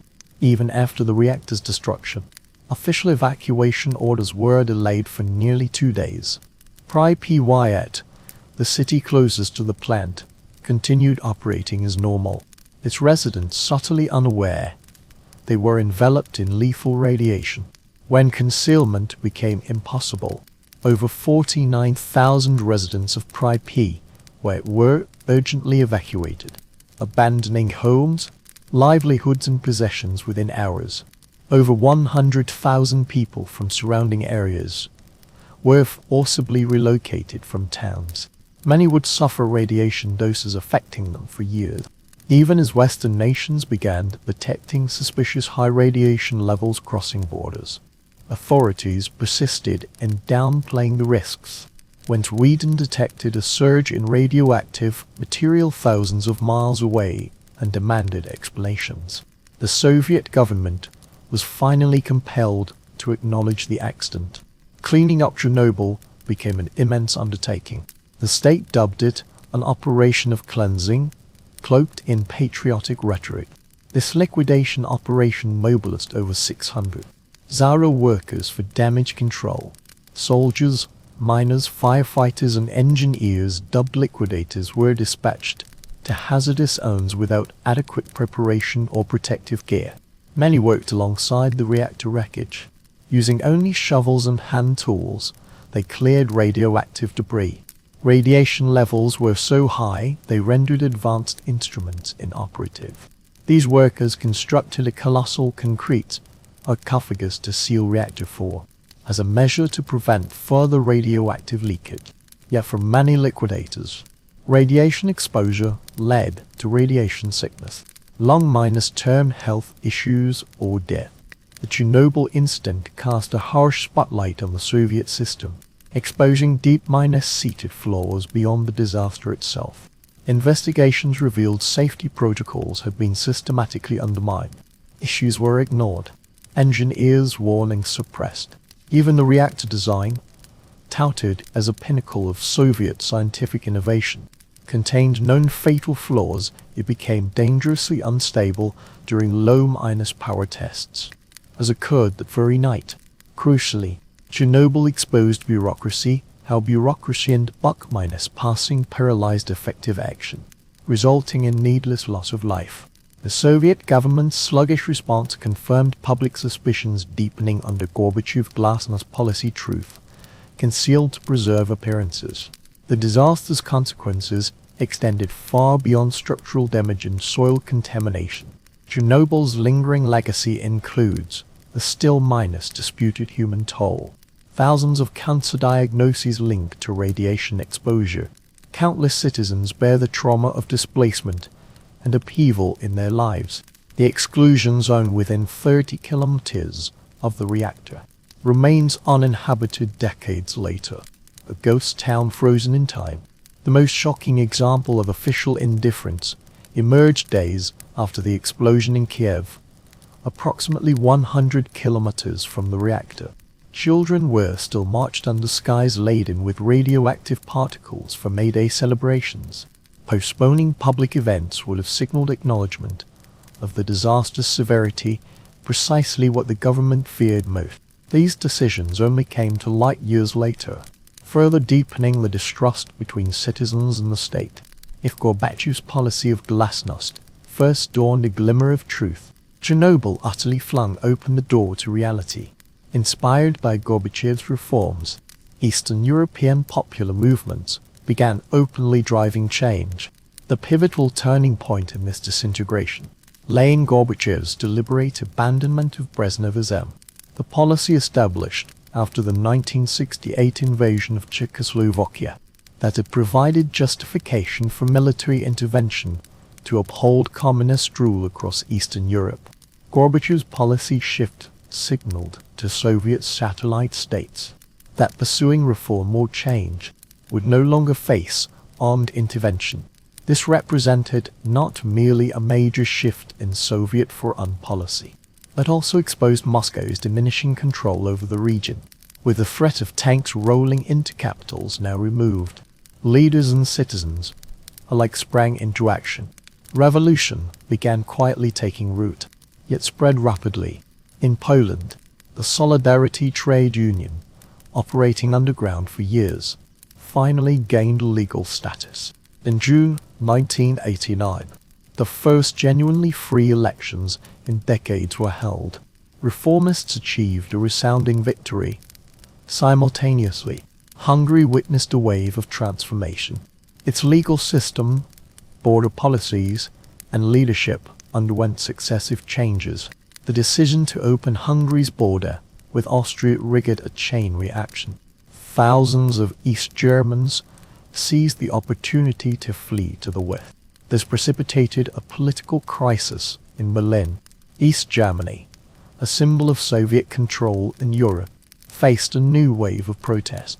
November 1989. Protests reached their zenith. Hundreds of thousands took to the streets demanding freedom of travel and substantive reform. The pressure plunged the East German government into chaos.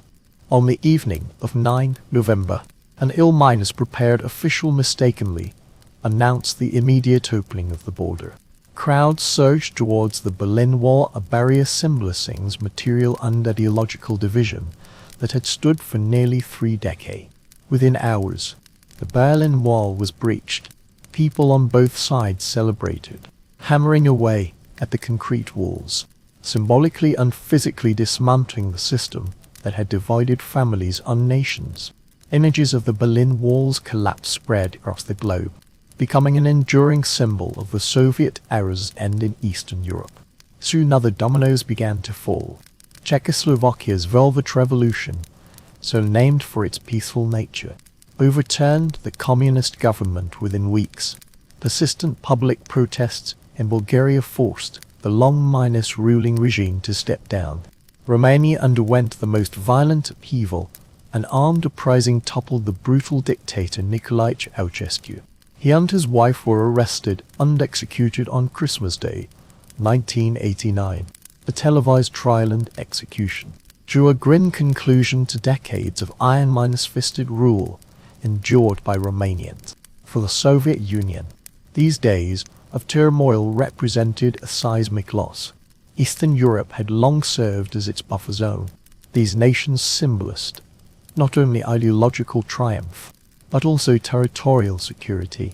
Their sudden collapse exposed the fragile nature of Soviet control, a system reliant on the fear of intervention, rather than genuine popular loyalty or support. Once that fear dissipated, the entire structure rapidly disintegrated. The dissolution of the Eastern Bloc brought both triumph and turmoil. Nations could finally chart their own developmental paths. Yet the road ahead presented monumental challenges. Political systems were rebuilt almost overnight, causing profound instability. The transition to market economies created widespread hardship. Those yearning for liberty discovered freedom marked merely the beginning of an uncertain new era. One enduring legacy of this transformation was the revelation of the deep foundations of surveillance and control systems. In East Germany, a notorious Stasi intelligence agency maintained files on approximately 10 million people. The transition to a market economy triggered widespread hardship. Those yearning for freedom discovered attaining liberty marked merely the dawn of an uncertain new era. One enduring legacy of this upheaval was the exposure of the profound depth of surveillance and control. In East Germany, the notorious Stasi archives held files on roughly 1/3 of the adult population. After the regime collapsed, citizens scrambled to locate or destroy these records.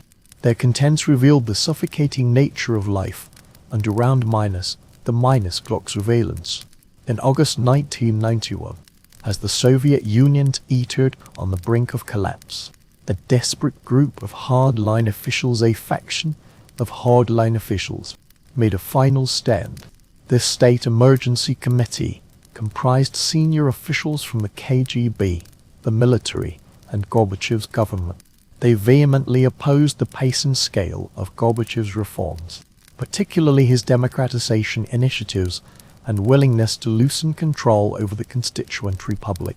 Convinced only force could save the Union, they plotted a coup to seize power. The conspiracy began with the dramatic isolation of Gorbachev, who was on holiday at his Crimean villa. 18 August. Coup leaders placed him under house arrest and severed all external communications. Moscow promptly declared a state of emergency, claiming they had regained control. On the 18th, coup leaders confined him to his Crimean villa, cutting off all external contact. Moscow immediately declared a state of emergency, asserting they had seized power in the name of restoring order. Tankinets entered the capital to enforce the new committee's directives, shutting down independent media and seizing control of key government buildings. Despite controlling military resources, the coup faction failed to form a united front and underestimated the resistance they would face. In what has become an iconic moment, the newly elected president of the Russian Soviet Federative Socialist Republic, Boris Yeltsin, emerged as the principal opposition leader. Refusing to recognize the coup leader's authority, Yeltsin stood before the Russian parliament building, known as the White House. He climbed atop a tank to rally the populace, resist this illegal seizure of power. His bold action not only galvanized the masses, but also secured the backing of crucial military units, many of which refused to obey the conspirators' orders. Large crowds of civilians gathered in the streets, forming a human wall around the Parliament building, confronting the soldiers to make clear this was no longer merely a political struggle, but a life-minus-death battle for the nation's future. As cracks within the conspirators' camp became increasingly evident, the coup swiftly disintegrated. Some military units remained loyal, others wavered. The Parliament building, facing the soldiers, it became clear this was no longer merely a political struggle, but a decisive battle for the nation's future. As the rifts within the conspirators' group became glaringly apparent, the coup swiftly unraveled, with some military units remaining loyal, while others wavered, reluctant to fire upon their compatriots, yet unwilling to escalate the conflict. Their hesitation allowed protest waves in Moscow and other cities to swell, benefiting from the transparency afforded by the policy of openness. Events including Yeltsin's tank speech and street protests were broadcast live. Ironically, the very transparency the coup plotters sought to stifle backfired upon them. Rather than quelling the unrest, media coverage exposed the coup leaders' weakness and emboldened the demonstrators. Within 3 days, the coup collapsed. Gorbachev ended his house arrest and returned to Moscow. Yet his authority had suffered permanent damage. The Communist Party, deeply implicated in the coup, was banned in Russia later that year. Concurrently, Yeltsin emerged as the nation's most powerful political figure, symbolizing the leadership shift towards aligning with democratic reformers' aspirations. The coup's failure triggered a chain reaction across Soviet republics, as many, sensing the central government's waning control, resolutely embarked on the path to independence. In the months that followed, Latvia, Lithuania, Estonia, Ukraine and others successively declared sovereignty, effectively dismantling the remnants of Soviet unity. Even within Russia, public sentiment had shifted. Yeltsin, as the core force resisting the coup, saw his prestige soar, gaining the upper hand against the increasingly marginalist Gorbachev. Those 3 days of chaotic live television broadcast revealed to the world and Soviet citizens alike, this system was beyond salvaging. Restoration. The coup not only accelerated the Soviet Union's disintegration, but became its defining symbol of demise. As tanks withdrew from Moscow and independence flags flew across former Soviet republics, the superpower that once sought to reshape the world with ambition had entered its final act. Following the failure of the August 1991 coup, the Soviet Union disintegrated at an unexpected pace. The coup destroyed what remained of the central government's legitimacy. Its failure further signaled the inevitability of the Soviet Union's dissolution.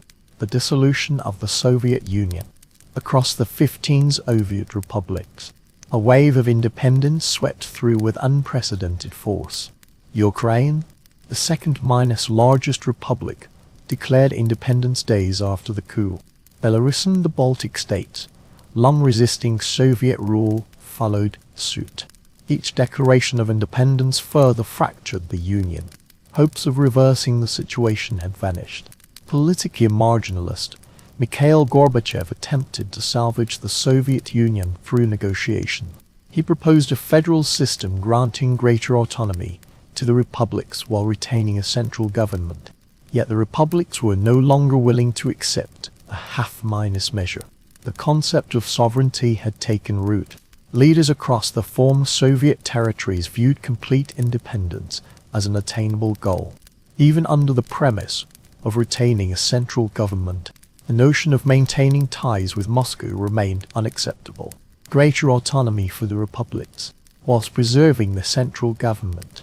Yet the republics were unwilling to accept half-minus measures. The concept of sovereignty had taken root. Leaders across the former Soviet territories viewed complete independence as an attainable goal. The prospect of remaining tethered to Moscow within a loose framework had lost its appeal. Negotiations reached an impasse. Gorbachev stood isolated and powerless. He could exert no significant influence. 8 December 1991. The leaders of Russia, Ukraine and Belarus gathered at a remote hunting lodge deep within the forests of Belarus to sign the Deal of ZH Accords. This decisive blow signaled the end of the Soviet Union. Russian President Boris Yeltsin, Ukrainian President Leonid Kravchuk, and Belarusian leader Stanislav Shashkevich jointly signed the agreement. This extraordinary document formally declared the dissolution of the Soviet Union. The meeting took place in a remote hunting lodge deep in the forests of Belarus. Russian President Boris Yeltsin, Ukrainian President Leonid Kravchuk, and Belarusian leader Stanislav Shashkevich jointly signed the Deal of ZH Accords. This extraordinary agreement formally declared the end of the Soviet Union and announced the establishment of the Commonwealth of Independent States, CIS, as its successor. Crucially, the three leaders completely bypassed Gorbachev, further highlighting his waning influence. For a superpower that had seemed unassailable less than a decade earlier, the pace and thoroughness of its disintegration were now staggering. 25 December 1991. Gorbachev resigned as President of the Soviet Union. That same evening, the Soviet flag, symbolizing nearly 7 decades of communist rule and global ambition, was quietly lowered from the Kremlin, replaced by the Russian tricolor. This moment held profound symbolism, marking the formal end of the Soviet Union. Overnight, the most powerful political entity in history was replaced by 15 independent nations. Each nation faced its own challenges. Russia, as the largest and most powerful former republic, inherited the Soviet Union's seat at the United Nations and its nuclear arsenal. But it also inherited economic chaos, political turmoil, and a rapidly changing global role. The Soviet collapse ended the Cold War, fundamentally reshaping the global balance of power. For many, particularly those in Eastern Europe and the Baltic states, it represented liberation, an opportunity to finally break free from Soviet control and forge independent paths. Yet within Russia and other former Soviet republics, reactions varied. Some celebrated newly won freedom. Others mourned the demise of the old order despite its brutal rule, yet had provided order and stability for millions. People faced economic turmoil, industrial collapse, and the daunting task of redefining national identity. Amidst the chaos of disintegration, a new peril emerged: the vast nuclear arsenal scattered across former Soviet territories. Over 27,000 nuclear warheads were left behind, with Ukraine, Belarus and Kazakhstan holding the principal stockpiles. In the years that followed, global efforts focused on ensuring these weapons did not fall into illicit hands. This issue highlighted the risks inherited from the Soviet collapse. Once the dust settled, the legacy of this collapse proved as complex as the history that shaped it. The Soviet legacy is one of stark contrast. It stands as both a symbol of industrial and scientific achievement, and a harrowing warning of the costs of ideological extremism, leaving an indelible mark on the 20th century.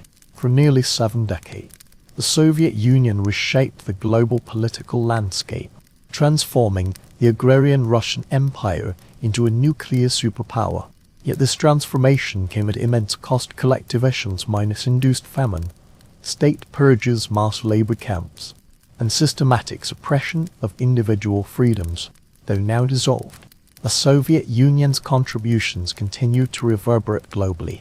In the realm of technology, its groundbreaking achievements astonished rivals.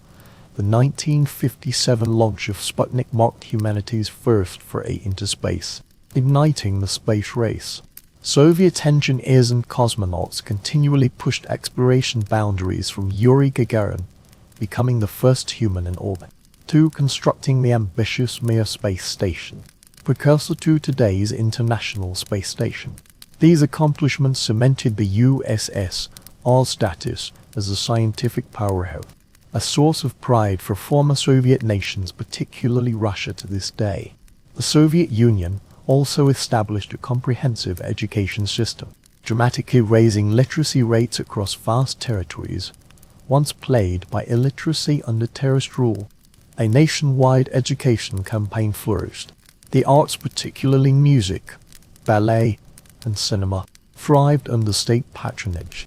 Though often deployed for propaganda purposes, their monumental scale remains almost inspiring. Yet these accomplishments coexisted with an oppressive political apparatus, which exerted near-total control over daily life. The Soviet Union's most emblematic and contentious legacy remains its governance model, maintaining rule through universal surveillance, personality cults, and suppression of dissent, which entrenched one-party rule, though its eventual dissolution offered new beginnings for successor states. Elements of authoritarian governance persist to this day, particularly in nations like Russia and Belarus. In Central Asia, former Soviet republics such as Turkmenistan and Uzbekistan have inherited centralized control systems, which continue to constrain democratic freedoms. Though the iron-fisted rule of Soviet states has faded, many of its methods have left a lasting blueprint. Globally, the Cold War forged a bipolar world order anchored by the US and the USSR. Nearly 5 decades of confrontation between the two powers defined the international diplomatic landscape. They instigated conflicts and proxy wars in Korea, Vietnam, and Afghanistan, sparking a nuclear arms race that threatened humanity's very survival. Though Soviet ideals, the vision of international or socialism, once inspired global movements, their implementation repeatedly alienated potential allies. With the Soviet Union's dissolution, the Cold War's conclusion permanently reshaped the geopolitical landscape, giving rise to a US-dominated unipolar world. Nostalgia for the Soviet era persists in many of its former territories. For some, it represented guarantees of stability, promises of employment, and superpower status. Modern Russia's President Putin selectively appropriates Soviet symbols, discarding its Marxist-Leninist ideology, while drawing upon its power, influence, and achievements such as victory in the Second World War. This calculated use of history has become a tool for Russia to forge national consensus and project power, while deliberately sidestepping scrutiny of the Soviet Union's dark past. Yet across Eurasia, memories of Stalinist atrocities and the suffering of the Union's collapse remain vivid. Monuments, museums, and public memorials serve as constant reminders of the Gulag labor camps, political purges, and the human cost of rapid industrialist era. Time may have soothed some wound, yet debates over the Soviet Union's achievements and failures remained deeply divided. As a communist state, enduring nearly 70 years, it stands as history's most enduring communist regime. At its zenith, its territory spanned 1/6 of the Earth's landmass, becoming the largest nation in human history.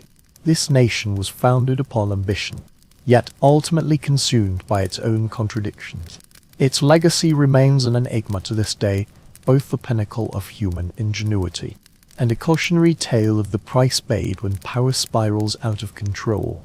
Though the Soviet Union has vanished, its shadow still looms over the world, from ideology to industry, from war to miracles. Its influence is omnipresent. To delve deeper into these epic tales, subscribe now, and let history resonate within you, chapter by chapter.